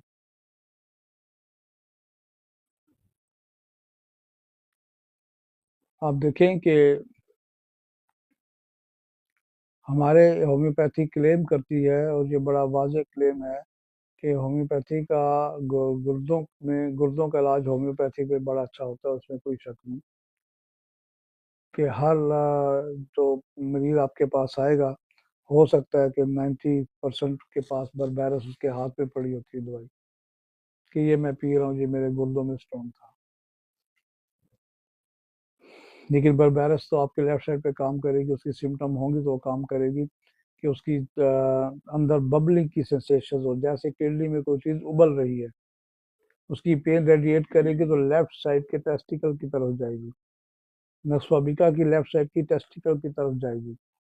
अगर औरत है तो उसकी ओवरी की तरफ जाएगी, उसकी निचले बाएं तरफ पेट के निचले हिस्से में, राइट इलियक फोसा या लेफ्ट इलियक फोसा, वहां तक पेन रेडिएट करेगी। लेफ्ट साइड पे कर रही है तो नक्साबिका है, आपकी कालोसिन तो आपकी बर्बेरस वल्गैरिस है। राइट साइड पे करेगी तो आपकी लाइको है, आपकी सेनेशियो है, आपकी परेरा ब्रेवा भी करती है, बेलाडोना करेगी। अगर ये पेन आपकी रेडिएट करती है टेस्टिकल तक जाए तो ओवरी तक, तो ये काम करेगी। लेकिन अगर साथ जलन होती है, आप यूरिन में बर्निंग है, चाहे वो बिफोर है या वाइल है या आफ्टर बर्निंग है, तो आप देखें कि उसके लिए आप कैंथरस भी देते हैं, उसके लिए साफसप्रिला भी देते हैं आप। जैसे जनरली मैं आपको बता रहा हूँ कि जहाँ केस क्रिटिकल होगा, केस आपको फंसेगा, तो वहाँ आपको सिम्टम तो लेनी लेनी है, चाहे वो किडनी स्टोन क्यों ना हो। अगर कहीं फंस गया है, आप देखें कि इतने बड़े स्टोन है कि आपका 3.5 इससे भी बड़ा सेंटीमीटर का स्टोन है, एक है, दो है, तीन है, बाज का नहीं निकलते, तो फिर आप क्या करते हैं? फिर आप कभी यूरिक एसिड दे रहे हैं, कभी यूरिया दे रहे हैं, कभी मेडोरिनम दे रहे हैं, कभी सल्फेट आप दे रहे हैं। अगर उसकी माइंड को सुगत परख लें, माइंड के मुताबिक दे दें, तो वही स्टोन टूटना शुरू हो जाता है। वैसे अगर मैं आपको बताऊं, जनरली, क्योंकि बहुत सारे लोग कहते हैं हमें कोई टिप्स मिल जाए, कोई नुस्खा मिल जाए, तो मैं आपको बताता हूँ। अगर राइट साइड पे लाइक है स्टोन तो आप लाइक को दें, लेफ्ट साइड पे है तो बर्बेरस दें, राइट पे है या लेफ्ट पे है तो ओसीमम कैंसर दें दूसरे दिन, तीसरे दिन को कालोसिन दें, और फिर चौथे दिन से उनको सुबह आप किलकेरिया रिनालिस दें, कैंथारस दें दोपहर को, शाम को सालसिट्रिला दें। अगर लेफ्ट साइड पे है बर्बेरस पे क्यू में या 1x में, राइट साइड पे है तो हाइड्रेजिया दें क्यू में या 1x में। ये जो मैं नुस्खा बता रहा हूँ, इससे आपके 50% के स्टोन के कामयाब रहेंगे इंशाल्लाह। तो आप दें, ट्राई करके देखें, चाहे इसको होम्योपैथी समझें, इसको एक कम्बिनेशन समझें, लेकिन ये अल्टरनेट देना है, एक वक्त में एक दवाई देनी है, और आप कवर कर रहे हैं। बात का तो आपके पास पेशेंट ऐसा होता है कि जी पेशेंट है जी, मेरे भाई को स्टोन है, क्या करेंगे? उसको ये भी नहीं पता राइट पे लेफ्ट पे, तो फिर आप ये दवाई उसको देंगे। आपको फ़ोन आजकल आते हैं, आपको ऑनलाइन मरीज आते हैं कि जी हमें दवाई, आपके पास टाइम ही नहीं उनका हिस्ट्री लेने का, आप क्या करेंगे? तो अगर ये नुस्खा देंगे, आपके 50% कामयाबी आपको होगी इंशाल्लाह। उसके बाद अगर आप देखते हैं केस फंसता है, तो फिर आप उसकी सिम्टम लेंगे। हमारी मेडिसिन से बड़े स्टोन भी निकले हैं, और छोटे स्टोन भी एक एक दिन में, दो दिन में निकले हैं, और कुछ टाइम भी लगता है। बड़े से बड़ा जिसको एलोपैथ डॉक्टर अल्ट्रासाउंड करते हैं, स्टेग हॉर्न है जी, ओ हो जी, ये तो मसला ही हो गया जी, गुर्दा ही आपका खराब हो गया, प्लस हाइड्रोनेफ्रोसिस आ गया, प्लस फुलनेस ऑफ किडनी आ गई है, वो उसको कहेंगे आपका गुर्दा ही खराब हो गया जी, फारे। इतने डरा के भेजते हैं कि वो आपसे भी डर के कहते हैं जी अगर इलाज है तो करे, वरना मुझे ऑपरेशन करा दे, मैं अपना गुर्दा निकलवाता हूँ, ये ना हो कि मुझे दूसरा गुर्दे से भी हाथ धोने पड़े। तो ऐसा नहीं है, चाहे वो स्टेज हान एक है या दो हैं, आपकी दवाई से निकलेंगे इंशाल्लाह। जो मैंने नुस्खा बताया ये दें अगर सिम्टम नहीं ले रहे, वरना उसके सिम्टम लें, उसके माइंड पे जाएं, उसकी मोडेलिटी पे जाएं, स्टेग हार्न टूटेगा और निकलेगा, आप देखिए। वही अल्ट्रासाउंड करने वाला परेशान होगा कि ये क्या हो रहा है। ये भी याद रखिए आप। कश्मीरी चाय पिए हैं भाई, ये किसी के जुर्माने के तौर पे पी रहे हैं। वो पता चलेगा ना। और जुर्माने वाला खुश हो, आज डॉक्टरों की हाजिरी कम है, जुर्माना कम हो गया थोड़ा, वरना तो बहुत ज्यादा होता है। हाँ 40 का था ना आज।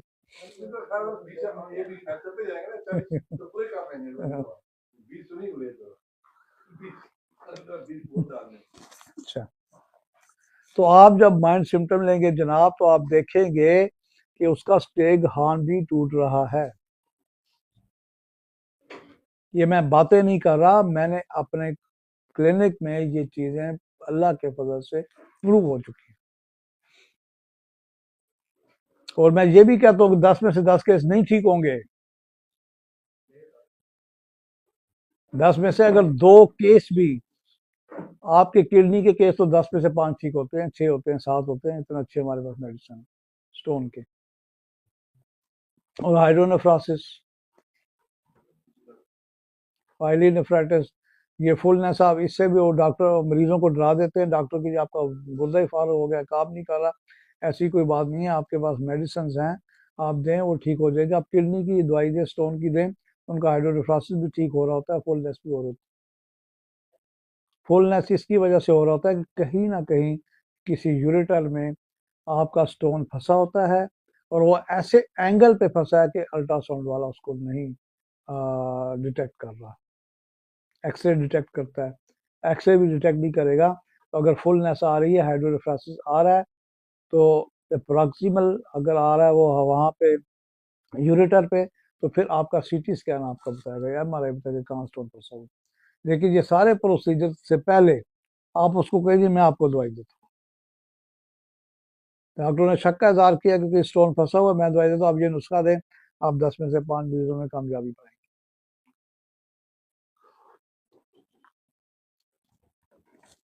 किडनी की और बहुत सी प्रॉब्लम्स हैं,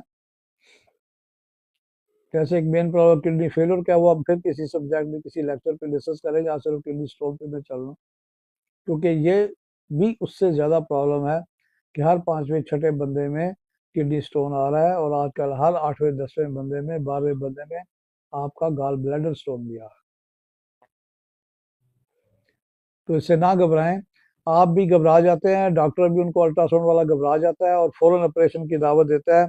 इतना सब स्टोन है, कहते हैं जी ऑपरेशन करवाएं बस, गुर्दा बचाएं। गाल ब्लैडर वालों को तो बख्शते नहीं ना, बस जी कराएं, ऑपरेशन ही कराएं जी, वरना कैंसर हो जाएगा, या आपका सीबीडी में फंस जाएगी, या आपकी किसी नाली में फंस जाएगी, तो फिर आपको कैंसर हो जाएगा, फलां हो जाएगा, या आपका पिता फट जाएगा। मरीज इतनी तशवीश में, इतनी खौफ के साथ आता है कि आप सोच भी नहीं सकते। इसी तरह किडनी की वो कह रहे हैं जी हाइड्रोनेफ्रोसिस हो गया, बस गुर्दे ही फाड़ खाना, ऐसा नहीं है। उनके पास मेडिसिन नहीं है, उन्होंने इतने तजर्बे किए हुए हैं। उन्होंने पीसीएनएल एक सिस्टम बनाया हुआ है, वो लेटेस्ट कहते थे, उसकी बड़ी तारीफ होती थी। पीसीएनएल के ये आएगा, किडनी के सारे पेशेंट ठीक हो जाएंगे, लेकिन वो भी किडनी से स्टोन नहीं निकाल सकते। फिर लिथोट्रिप्सी उन्होंने एक निकाला, लिथोट्रिप्सी से जी आप स्टोन को तोड़ देंगे रेस के जरिए, वो निकल आएगा, वो भी आधा अंदर रह जाता, नहीं निकलता। आखिरकार फिर रिकरेंट दोबारा बनता है, ऑपरेशन करना पड़ता है। लेकिन अगर आप अपनी दवाई दे दें उसको तरीके से, तो आपके वो स्टोन निकल आते हैं जो एलोपैथिक साइड पे फंसे होते हैं।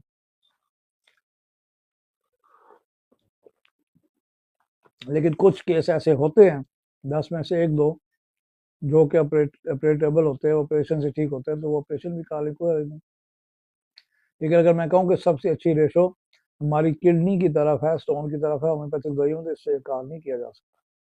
10 में से 5-7 केस आप दवाइयों से उनके स्टोन निकल रहे हैं, जो बहुत बड़ी कामयाबी है।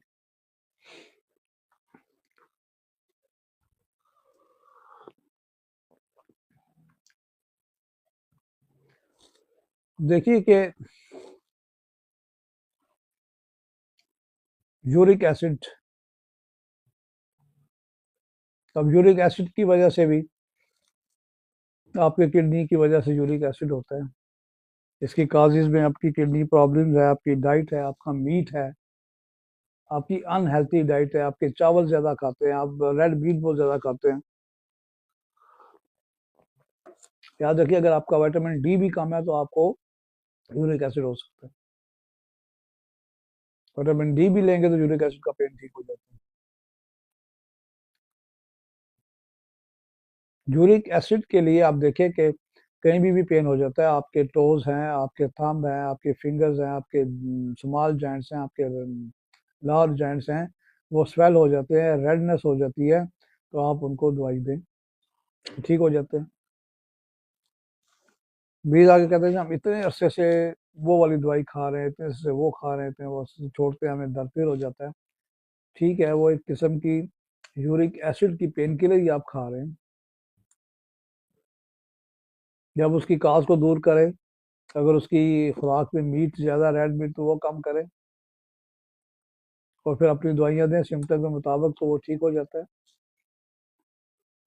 तो इसमें 5-6 महीने लगते हैं, अगर आप लगातार दवाई दें तो उनकी यूरिक एसिड की मेडिसिन छूट जाती है और मरीज ठीक भी हो जाते हैं। अब इसकी मेडिसिन कौन कौन सी आप देंगे? सबसे पहले कोशिश आपकी होनी चाहिए, पहली और आखिर, कि उसके माइंड सिम्टम पे आए, उसको दवाई पहले दिन से शुरू कराएं। फिर उसके बाद जो सिम्टम में है, साइन एंड सिम्टम पे है, वो भी आपकी काउंट होती है, वो दें। और इसके ज़्यादातर जोड़ जो हैं, जिसको बाद में गाउट बन जाता है, आपके टोज है, आपका एंकल है, आपके थंब है, आपके स्मॉल जॉइंट्स हैं, वहाँ पे स्वेलिंग होती है और रेडनेस हो जाती है। अमूमन आपके एंकल पे या टोज पे आप देखें कि रेडनेस होगी, हीट होगी, उसको फिर आप बेल देंगे। लेकिन जहाँ आप गलती क्या करते हैं, बेल 30 दी, 15 दिन के लिए भेज दिया, 30 काम नहीं करती, अक्यूटनेस है वहाँ पे, इन्फ्लेमेशन हुई हुई है, इन्फेक्शन हुआ हुआ है। आप उसको बेल हाई में देंगे तो वो ठीक हो शुरू हो जाए। अगर यूरिन में साथ कोई प्रॉब्लम आ रही है, कि यूरिन में कोई सेडिमेंट आ रहा है, यूरिन में कोई स्मेल आ रही है, ऑफेंसिव यूरिन है, यूरिन कोई आपका झाग बन रही है, फ्रोथी यूरिनेशन हो रहा है, फोमी हो रहा है, तो फिर आप साथ एसिड बेंथ देंगे, आप टेरेबेंथीना देंगे, आप चेलिडोनियम देंगे, आप कैजुप्टम देंगे, तो आप अल्टी का यूरिन देंगे, तो फिर मरीज ठीक होना शुरू हो जाएगा। इनमें से कोई भी दवाई एक आध साथ देनी पड़ेगी, तो आपका यूरिक एसिड ठीक होना शुरू हो जाएगा। सबसे पहले उसकी खुराक को चेंज करें, उसका फूड एंड रेजिमेंट चेंज करेंगे।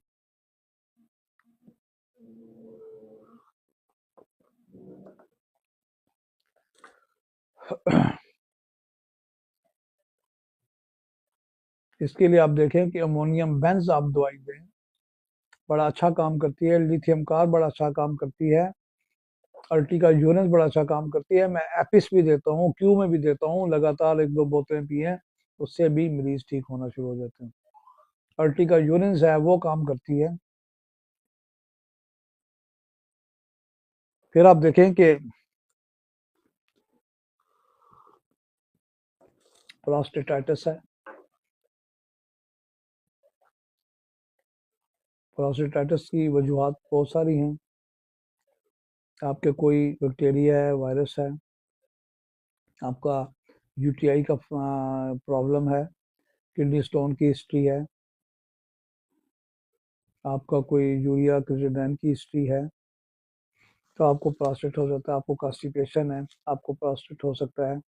और मेनली प्रोस्टेट क्या है, कि ये एक गदूद है छोटा सा मसाने में, जो कि औरतों में नहीं होता, मर्दों में होता है।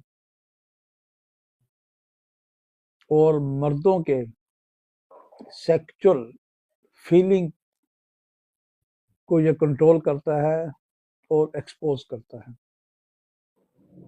यहाँ से आपका प्रोस्टेटोरिया होता है, जो कि बाद में एक बीमारी भी बन जाती है, कि बहुत से लोग कहते हैं कि हमें कतरे आते हैं, लेसदार कतरे आते हैं, और अगर ज़्यादा आते हैं तो ये एक बीमारी है, और इसकी वजह से अगर टांगों में दर्द है, कमर में दर्द है, तो ये एक बीमारी है। लार्ज प्रोस्टेट भी हो सकता है, इम्पेयर्ड प्रोस्टेट भी हो सकता है।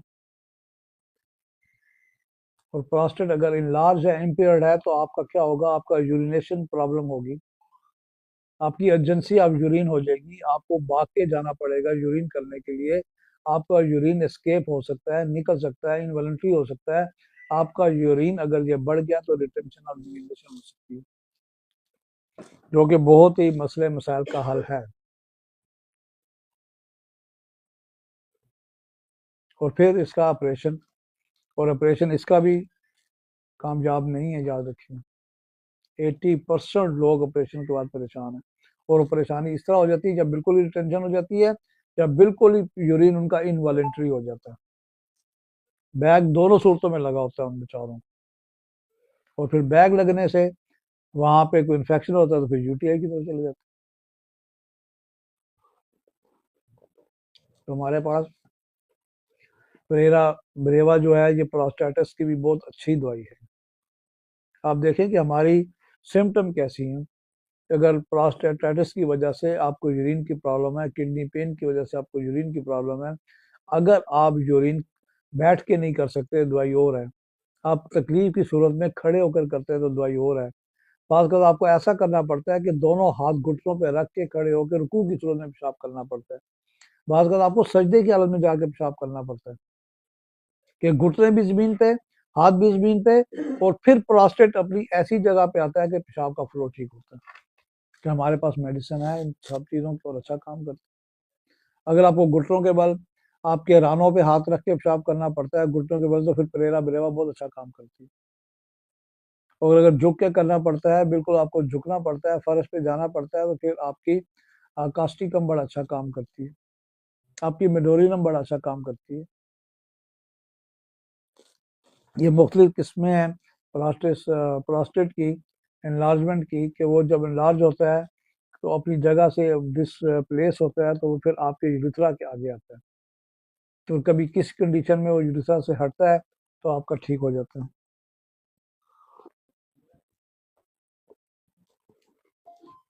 इसके लिए आप देखिए कि इसकी जो सिम्टम है कि कांस्टेंट अर्ज फॉर यूरिनेशन, आप यूरिन कर भी आए फिर भी हल्की सी अर्ज मौजूद है, आप यूरिन करने जा रहे हैं, आपको बहुत तेजी से अर्जेंसी ऑफ यूरिनेशन हो गया है कि आप फौरन भाग रहे हैं, और अगर उस वक्त आपको पता है कि आपका बाथरूम इतनी दूर है और आप आधे मिनट में या चंद सेकंड में पहुंच जाएंगे, अगर आप नहीं पहुंच सकते तो पेशाब एस्केप हो रहा है, निकल रहा है, बाथरूम में कोई और है तो आपका पेशाब बाहर निकल जाएगा। और बात का इतनी सिवियरिटी हो जाती है आपको पता ही नहीं चलता, आप खड़े हैं, आपका प्रोस्टेट इनलार्ज हो चुका है और आपको हल्की सी हाजत हुई, बस ठीक है मैं जाके कर लेता हूँ, मैं घर पहुंच के ऑफिस पहुंच के किसी बाथरूम में जाके करता हूँ, नहीं, वहीं खड़े खड़े निकल जाएगा।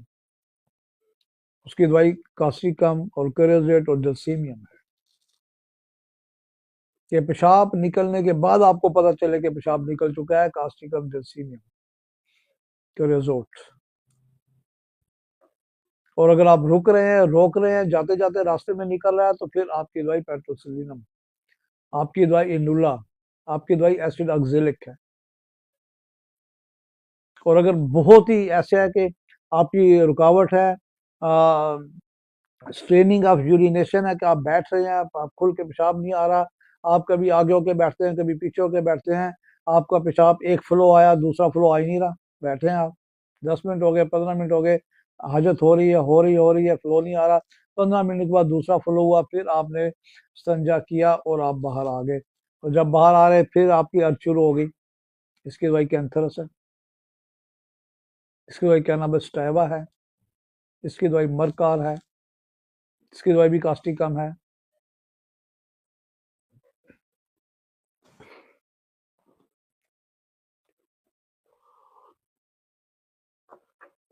और जब ये प्रॉब्लम रहती है लगातार बर्निंग होती है, बिफोर आफ्टर वाइल बर्निंग है, तो फिर कैंसरस दवाई दें, हाइपोटेसी देंगे तो यह काम चलेगा, याद रखिएगा। लो में आपका टाइम ज़ाया हो सकता है, क्योंकि ये एक्यूट पेशेंट है सारे, कि उनको जब पेशाब का ख्याल आता है खौफ शुरू हो जाता है, पेशाब का ख्याल आता है भागना पड़ता है कि निकल ना जाए, फिर वहाँ एसिड एक्जालिक काम करेगी, पेट्रोसिलिनम काम करेगी कि जैसे जैसे पेशाब की हाजत बन रही है आप कदम पे कदम तेज जा रहे हैं, पेशाब की हाजत भी तेज हो रही है, और आपके एक पेशाब का और आपका यहाँ फिजिक्स का असूल होता है कि कितना फासला रह गया आपकी टॉयलेट का और आपका, और आपने कितने टाइम में ये पास करना है, अगर वो टाइम रह जाएगा तो रास्ते में निकलेगा। पेट्रोसिलिनम एक दवाई है एनुला। आजकल पेशाब की इतनी तकलीफें ज्यादा होती जा रही हैं आप सोच भी नहीं सकते, जवान बंदों को, जवान औरतों को, लड़कियों को, मर्दों को, लड़कों को पेशाब नहीं रुक रहा जी, पेशाब जा रहा है, पेशाब ज्यादा हो गया जी, मसाना कमजोर हो गया, अल्ट्रासाउंड कराया प्रोस्टेट बिल्कुल ठीक है, कोई प्रॉब्लम नहीं प्रोस्टेट की। क्या आ गया कि उनका जो मसाना है, policy of bladder, urine bladder हो गया, वीक हो गया, नहीं ठीक हो रहा, बहुत मुश्किल से है, वही दवाइयाँ वही चीज है, रिजल्ट भी दे रहे हैं। लेकिन आपको मैं एक नुस्खा बताता हूँ, causticum 1 ml, पेट्रोसिलिनम 1 ml, Enola 1 ml और एसिड अक्सालिक 1 ml। ये चारों दवाइयाँ या 3 दवाइयाँ दे के एसिड अक्सालिक हाई दें और ये थोड़ा अर्सा देंगे, आप देखेंगे कि उनकी ये प्रॉब्लम चाहे वो बूढ़ा है चाहे वो जवान है ठीक हो जाएगा। लेकिन अगर फिर भी नहीं होता तो आप फिर रेडियम देंगे, फिर भी नहीं होता आप फास्फोरस देंगे, फिर भी नहीं होता आप उसको एक्सरे देंगे, क्योंकि आजकल रेस का जमाना है, ये आपके वहां पे अटैक कर रहा है किसी सूरत से। ये जो आपकी मोबाइल की रेज है, आप हाथ में रखे हैं, आप गोद में रख के बैठे रहते हैं, आप गोद में रख के जनाब जेब में रखा हुआ है मसाने के नज़दीक, तो ये सबसे ज्यादा मसाने पे असर कर रहा है, फिर आपके टेस्टिकल पे स्पर्मेटिक कार्ड पे असर कर रहा है। फिर इसकी ताकत है मोबाइल। हेलियोस लेबॉर्ट्री ने मोबाइल बनाई है, कमाल लेबॉर्ट्री ने मोबाइल बनाई है, वहां से आप 200 लें, 1 ml लें, 10 ml लें और ये साथ आप लगाएं, एक्सरे लगाएं, आप फास्फोरस लगाएं, आप रेडियम लगाएं, आप देखेंगे कि ये दवाइयां काम करना शुरू कर देंगी।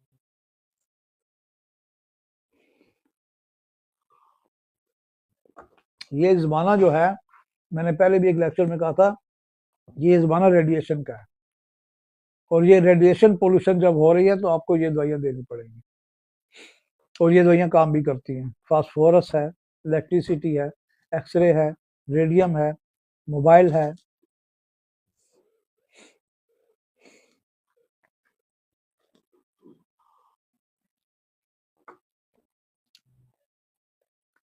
आप ये देखें कि इसी से रिलेटेड है यूटीआई, वो भी आपकी प्रॉब्लम किडनी से शुरू होती है, आपके यूरिटर में हो सकती है, आपके यूरिन ब्लैडर में हो सकती है, आपके यूरिथ्रा में हो सकती है, कहीं पे जोर ज्यादा है कहीं पे हल्का है, जहाँ जोर ज्यादा है मरीज वही आपके अलामत बताता है, लेकिन आपको पूरी यूटीआई का इलाज करना है। अब यूटीआई का क्या है कि इसकी काजेज क्या है, कि काजेज में मेन आप टेस्ट कराएंगे, इसका कल्चर कराएं यूरिन का, तो इकोलाई आ रही है, कैलसबिला आ रही है, सोडोमोनास आ रही है, प्रोटियस आ रही है, इंट्राकोकस आ रही है, ये सबसे ज्यादा इकोलाई आती है। आप इकोलाई दें, साथ बार बार रिपीट करें, साथ अकॉर्डिंग टू सिम्टम उसको दवाई दें। करपास आ रही है, उसको आप कैनाबिस्टाइवा दें, आप कैंथरस दें, आप कोपेवा दें, आप सिपिया दें, अगर क्रॉनिक है बेडोरिनम दें, थूजा आपको देनी पड़ेगी साथ। और आपके यूटीआई के केसेस भी ठीक होना शुरू हो जाते हैं। आप मरकार दें, आप देखेंगे कि यूटीआई इतना मसला है पूरी दुनिया का कि मुश्किल से ठीक होता है, लेकिन ये ठीक हो जाता है। इसके काजेज में भी एनलार्ज प्रोस्टेट है, इसकी काजेज में भी डायबिटीज है, इसके काजेज में भी आपकी इम्पेयर्ड फूड है, इसके काजेज में भी आपकी जेनेटिक्स है, पीछे से आ रही है, इसके काजेज में आपका इम्पेयर्ड सेक्सुअल प्ले है, जो मेन काजेज है मगरब की तरफ, यूरोप की तरफ। यहाँ एक डॉक्टर साहब थे, वो कहते थे जी, जब मेरे पास मरीज आता है और कहता है मैं बाहर से आया हूँ, यूरोप से आया हूँ, तो मैं अपना फर्ज समझता हूँ कि उसको मेडोरिनम 1 ml या CM दे दूँ, चाहे उसने एक्ट किया कि नहीं किया, लेकिन वहाँ की आबो हवा से आया है, वहाँ की आबो हवा में जरासीमों में आपका ये है, यूटीआई है, गनोरिया है, सुजाक है, तो आप उसको मेडोरिनम देते हैं, आप दे सकते हैं।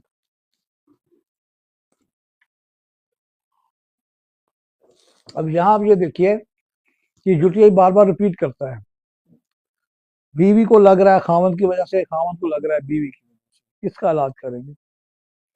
एक में सिम्टम्स जाहिर हो रही है लेकिन काज दूसरी है, आप इसका इलाज करेंगे, दोबारा हो रहा है, दोबारा हो रहा है, तो बेहतर है अगर मियाँ या बीवी को किसी का, तो एक दफा दोनों को बुला के सिम्टम लेके दोनों को मेडिसिन दी, दोनों को मेडोरिन दी जाए, दोनों को इकोलाई दी जाए, दोनों को या सोडोमोनास दी जाए, दोनों को एंट्रोटॉक्सिन दी जाए, या दोनों को प्रोटियस दी जाए, तो दोनों ठीक हो सकते हैं। वो ठीक इसी तरह नहीं होते। आप देखेंगे एक बेबी है, वो बार बार बीमार है, बार बार बीमार है, उसको कह लीजिए आपने किसी के कपड़े पहन लिए हैं, किसी के अंडर गारमेंट्स पहन लिए हैं, आपकी डिलीवरी सही नहीं हुई, आपकी सफाई सही नहीं है, आपने किसी बाहर के वॉशरूम में पब्लिक प्लेस में इस्तेमाल किया तो हो गया, आपने किसी के कपड़े पहने हैं, लेकिन हो रहा है उसके हस्बैंड की वजह से। बाज का जरूरी नहीं कि हस्बैंड ने कोई इम्पेयर सेक्स प्ले किया हो, ये जरूरी नहीं है। किसी की उसने पैंट पहनी, हॉस्टल में रहते हैं, किसी का अंडरवियर पहन लिया, कोई नहा लिया ऐसी जगह पे जाके, आप स्विमिंग कर रहे हैं, वहां से आपने ये ले लिया इकोलाई, आपने नो ये सोडोमिनास वहां से हासिल कर लिया, कहीं और से हासिल कर लिया। तो एक दफा बुला के दोनों को दवाई देना जरूरी है, उनको समझाएं कि ऐसा भी है, मैं दवाई आपको देता हूँ। एलोपैथिक एंटीबायोटिक देते हैं, एंटीबायोटिक दे के क्या होता है मुझे पता है, control control control, not cure. अगर कोई क्यूरनेस में जिसको किसी वक्ती तौर पे किसी मेडिसिन से, किसी मीट से, किसी खुराक से हो गया, वो तो शायद ठीक हो जाते हैं, लेकिन जो हकीकतन जो होता है गोनोरियल ये प्रॉब्लम, वो नहीं ठीक होती, आगे सरवाइव करती है, आगे फिर चली जाती है आपकी नेक्स्ट औलाद में।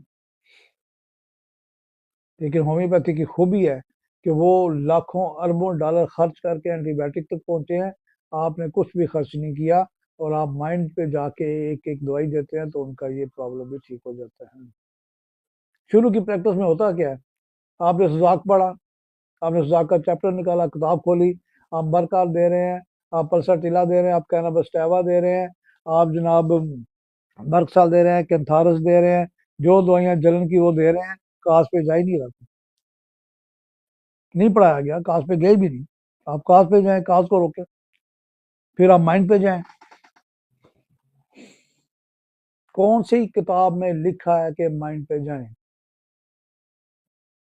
आप थेराप्यूटिक इंडेक्स देख लें, आप देख लें बीमारियां लिखी हुई हैं, जैसे आप सपोज है कि आप देखें जी मैदे का अल्सर है, आप स्टोमिक अल्सर देख लें, गैस्ट्राइटिस है, ड्यूडल अल्सर है, आप देखें पढ़ रहे हैं, दवाइयाँ लिखी हुई हैं, काली बाइक्रोबिका में आर्सेनिक है, एसिड कार्ब है, आपकी आयरस है, आपकी रोबिनिया है, आपकी कार्बोवेज है, आपकी नेट्रम फार्स है, ये सारी दवाइयाँ लिखी हुई हैं ना, कहीं लिखा है कि माइंड पे जाएं?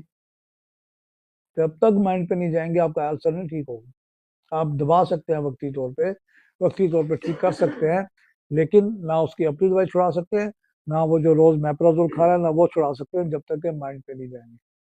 आप माइंड पे जाएंगे तो वहीं पे उसका गैस्ट्राइटिस, चाहे वो ड्यूडनल है, चाहे कहीं भी है, चाहे उसको हाइटस हर्निया है, ये भी ठीक हो रहा है, आपको बता रहा हूँ। हाइटस हर्निया डॉक्टर कहते हैं नहीं ठीक होता, ऑपरेशन करना पड़ता है। हाइटस हर्निया का ऑपरेशन उतना ही पेचीदा है जितना आपका हार्ट का ऑपरेशन, जितना आपका CABG कैबेज का ऑपरेशन, उतना ही पेचीदा है। पूरी ये पसलियां कटती है, हड्डी कटती है, फिर नीचे से ठीक होता है। लेकिन हमारी दवाइयाँ कार्डियो टू सिम्टम दें, और साथ माइंड को मत बोलें, आप दें, आप देखेंगे कि वो ठीक होना चाहिए।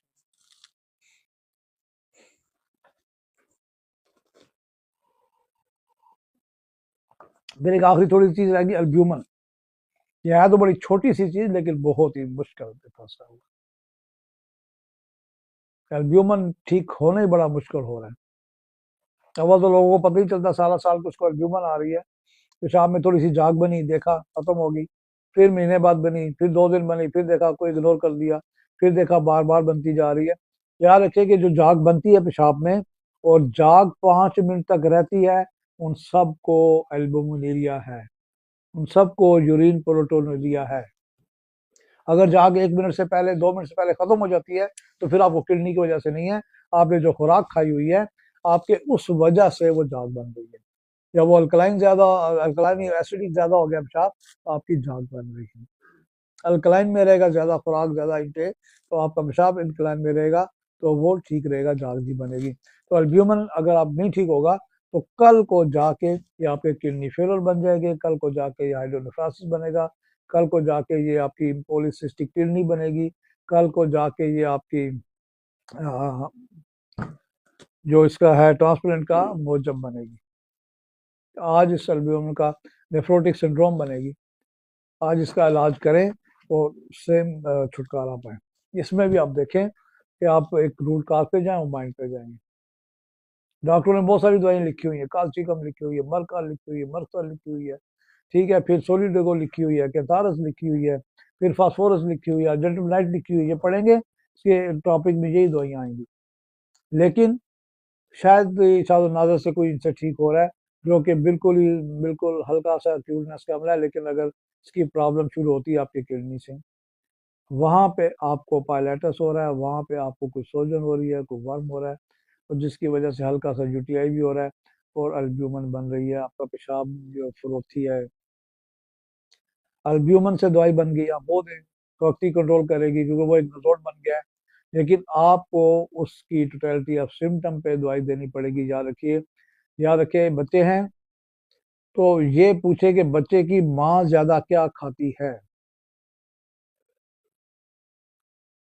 बच्चा तो खाएगा, अगर बच्चा छोटा है, अमूमन छोटे बच्चों में देखें 2 साल, 1 साल, 3 साल, 4 साल में नेफ्रोटिक सिंड्रोम शुरू हो जाता है, उनकी आंखों पे वरम आ जाता है, उनके चेहरे पे सुबह होता है पफीनेस होती है, आंखें बंद होती हैं, बाज का पाँव पे सूजन होती है, और उनका इलाज स्टीराइड के बगैर नहीं हो रहा, पूरे दूसरे तरीके इलाज में स्टीराइड स्टीराइड स्टीराइड आप लोग इलाज करते हैं स्टीराइड के बगैर।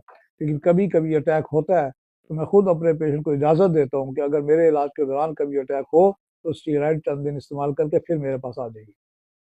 तो किसी वजह से किसी बात पर रजिस्ट्री दोबारा नेफ्रोटिक सिंड्रोम हो सकता है, सोजन हो सकती है। बाज़ का वही दवाई एपी साहब दे रहे हैं काम करती है, बाज़ का वो नहीं करती, लाइको दे रहे हैं काम करती, वो नहीं करती, नेट्रो में देते हैं काम करती, वो नहीं करती। इसलिए दरमियान में अगर आपके इलाज में एक आध दफ़ा 2 दफ़ा स्टीरॉयड देना पड़े तो उनको समझाएं कि स्टीरॉयड दें फिर दोबारा आ जाए। इसमें ये जो दवाइयाँ मैंने बताई है, सोलिडिगो बताई है आपको, कोबीवा बताई है, कोपेवा बताई है, फिर आपको अर्जेंटमनाइट बताई है, फास्फोरस बताई है, कैंथरस बताई है, ये दवाइयाँ लिखी हुई हैं और ये दवाइयाँ नहीं काम करती। इकिथोलम दवाई है, उसके बारे में बड़ा लिखा हुआ, वो अच्छा काम करती है। एक दवाई है जीरो फाइलम, वो बहुत अच्छा काम करती है।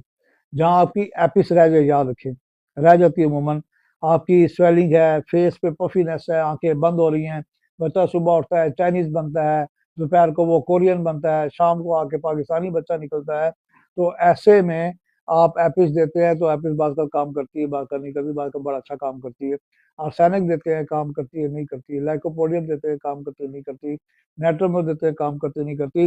मैं दरमियान में फिर इनको स्टेप्टोकॉक्सिन देता हूँ, स्टेफेलोकॉक्सिन देता हूँ, ट्यूबर देता हूँ, इन्फ्लुएंजा देता हूँ, क्योंकि साथ साथ इन बच्चों का चेस्ट कंजेशन भी शुरू हो जाता है, खांसी भी शुरू हो जाती है, फिर कंट्रोल होते हैं। या फिर जीरो फाइलम आप देते हैं तो ये भी हमें नाकाम नहीं करती, अगर एपिस फेल हो जाए, नेट्रोन फेल हो जाए तो जीरो फाइलम आप दें, ये आपकी इकोथैलम दें, ये एल्ब्यूमन भी ठीक करेगी, प्रोटीन भी ठीक करेगी, और जो स्वेलिंग है जो लिफरेटिक स्ट्रोम की वो भी ठीक करेगी, ये याद रखिएगा। इसमें नाकामी की सूरत नहीं है, सिर्फ थोड़ा सा पढ़ने की सूरत है। आप खोलें किताब, पढ़ें, मरीज के सामने बैठ के पढ़ें, कोई ऐसी बात नहीं है, दवाई दें और मरीज ठीक हो जाता है। यहाँ तक कोई क्वेश्चन हो किसी के जहन में तो वो बता सकता है।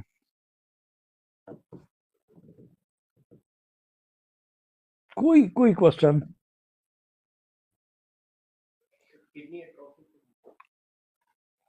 देखिए जी, जहाँ पे ट्रॉफी आएगी ना किसी चीज की भी, एक होती है डिस्ट्रॉफी, एक होती है ट्रॉफी। डिस्ट्रॉफी का मतलब है कि उसके जो काम है, जो एक्टिविटी है, वो खत्म हो रही है, कम हो गई। ए ट्रॉफी का मतलब है कि वो अपने साइज से छोटी हो चुकी है। बात का कुदरती होती है, कईयों का एक साइज छोटा है एक बड़ा है, कईयों का टेस्टिकल का एक साइज छोटा है एक बड़ा है, कई का लंग्स का एक साइज छोटा होता है एक बड़ा होता है, तो कई का ओवरी का साइज बड़ा छोटा होता है। अगर कुदरती है तो कोई प्रॉब्लम नहीं, वर्किंग ठीक है, लेवल ठीक है टेस्ट के, तो कोई मसला नहीं। लेकिन अगर टेस्ट की प्रॉब्लम है तो फिर आप वही उसको दवाई देंगे, काज देखें काज क्या है, कोई चोट लगी, कोई खुराक खाई है, कोई ऐसा ट्रीटमेंट हुआ है, एंटीबायोटिक खाई है उसके बाद हुआ है, तो आप वो नक्सवामिका देंगे, उनको थूजा दें, उनको मेडोरिनम दें। लेकिन एट्रोफाइट जहाँ पे आएगी वहाँ आपकी प्लम्बम मेट आप आंखें बंद करके दे सकते हैं, आप काली आयोडाइड उसको आंखें बंद करके से दे सकते हैं, और जहाँ पे हाइपरट्रॉफी आएगी आयोडाइड भी आप आंखें बंद करके दे सकते। तो kali iodide, plumbum iodide, arsenic iodide, ये जहाँ आयोडाइड लगती है प्लम्बम भी काली, ये हाइपर पे भी काम करती है, ट्रॉफी पे भी काम करती है। और कितने ही मेरे पास आए, अगर ये आपका किडनी की जगह आपका कई होती है लड़कियां, उनका यूट्रस से ट्रॉफी होती है, स्मॉल यूट्रस, स्मॉल उनके ओवरीज, ठीक है। और उसके लिए आप प्लम्बम मेट के साथ साथ मैं फिर उसको एक्सरे देता हूँ, मैं उसको पिट्यूटरी ग्लैंड देता हूँ, मैं आरएम मेट देता हूँ, मैं ओपियम देता हूँ। ये उसको बेसिक से एनहांस करती हैं और कईयों का साइज नॉर्मल हो जाता है, ओवरीज का भी, रहम का भी, यूट्रस का भी। मेडिसिन हमारे पास मौजूद है, मैं आपको बता दूं, आप नाम लें, अब मैं रूब्रिक दूंगा, मैं मेडिसिन बताऊंगा, आप मेहनत करें, 10 में से 5 ठीक होंगे, 6 ठीक होंगे, 7 ठीक होंगे, मेहनत नहीं करेंगे तो 0 ठीक होंगे। मेहनत करना पड़ेगी। अगर आप होम्योपैथ हैं, आपके हाथ में मैट्रे मेडिका होना चाहिए। आप होम्योपैथ हैं, आपके दाएं तरफ रात को बेड साइड पे रेपर्टी होनी चाहिए, बाएं तरफ आपके मैट्रे मेडिका होनी चाहिए। अगर नहीं है तो आप 0 है। आप मुसलमान हैं तो राइट हैंड पे कुरान होना चाहिए रात को, और लेफ्ट हैंड पे सीरत नबी सल्लल्लाहु अलैहि वसल्लम होना चाहिए। वरना आप मुसलमान भी नहीं, मैं आपको बता दूं, जो हमारे हालात जा रहे हैं, मसलकों में गिरते जा रहे हैं, मसलकों में गिरते जा रहे हैं, गिरते जा रहे हैं। उनके जा जाके अपने आप को तबाह करे, बच्चों को तबाह कर दिया, खानदान को तबाह कर दिया, मजहब को तबाह कर दिया, अल्लाह के नाफरमान हो गए, रसूल सल्लल्लाहु अलैहि वसल्लम के नाफरमान हो गए। नतीजा क्या पहुंचा कि हर घर में परेशानी आ गई। रखे बच्चों के साइड पे कुरान और एक पे सीरत नबी, कि बेटा बस यही 2 पढ़ो। डॉक्टर है साहब तो रखे एक दफा बैठे, एक दफा रिपोर्टरी, मैं इसको उसके मुकाबला नहीं कर रहा, नाउजुबिल्ला। लेकिन अगर आप डॉक्टर हैं तो आपकी टेबल पे, आपके बेड साइड पे एक मैथमेटिकल रिपोर्टरी होनी चाहिए। दुख इंसानी की खिदमत करनी है, आपने पढ़ना है। आपकी होम्योपैथी क्लेम करती है कि हर बीमारी का इलाज मौजूद है, और हमने अपनी प्रैक्टिस में देखा है कि हर बीमारी का इलाज मौजूद है। यहाँ तो कोई सवाल? अगला मेरा लेक्चर होगा इंशाल्लाह 1 महीने के नागे के बाद, क्योंकि रमज़ान आ रहा है, आपको पता है कि नागा हो सकता है। और उसके बाद उससे अगला जो महीना होगा अप्रैल में, सेकंड संडे 6 बजे पैसीफ्लोरा दवाई होगी। और पैसीफ्लोरा बड़े मज़े की दवाई है, हम नींद के लिए देते हैं, लेकिन ये आपकी जितनी साइको डिजीज़ हैं उन पर भी काम करती है। जितनी आपकी ओसीडीज हैं, आपका डिप्रेशन है, आपका इम्पेयरमेंट ऑफ माइंड है, आपका परवर्टेड माइंड है, ये सब अरेस्टेड माइंड है, सब पे हमारी ये दवाई काम करती है। और बहुत सी काम करती है। आजकल आपको पता है कि डिप्रेशन भी बहुत ज़्यादा हुआ है, ओसीडी बहुत ज़्यादा है। घर का हर तीसरा बंदा नफसियाती मरीज होके पागलपन की तरफ जाना चाह रहा है। तो पैसिफलोरा के साथ हम न्यूरोसिस पे बात करेंगे, न्यूरोटिक प्रॉब्लम पे बात करेंगे, न्यूरोस्थीनिया पे बात करेंगे, आपके नर्वस सिस्टम पे बात करेंगे, आपके ब्रेन पे बात होगी। तो इंशाल्लाह आप देखेंगे पैसिफलोरा के साथ साथ आप दूसरी कितनी मेडिसिन ऐसी हैं जो आपको हेल्पफुल होंगी मरीजों के इलाज के लिए।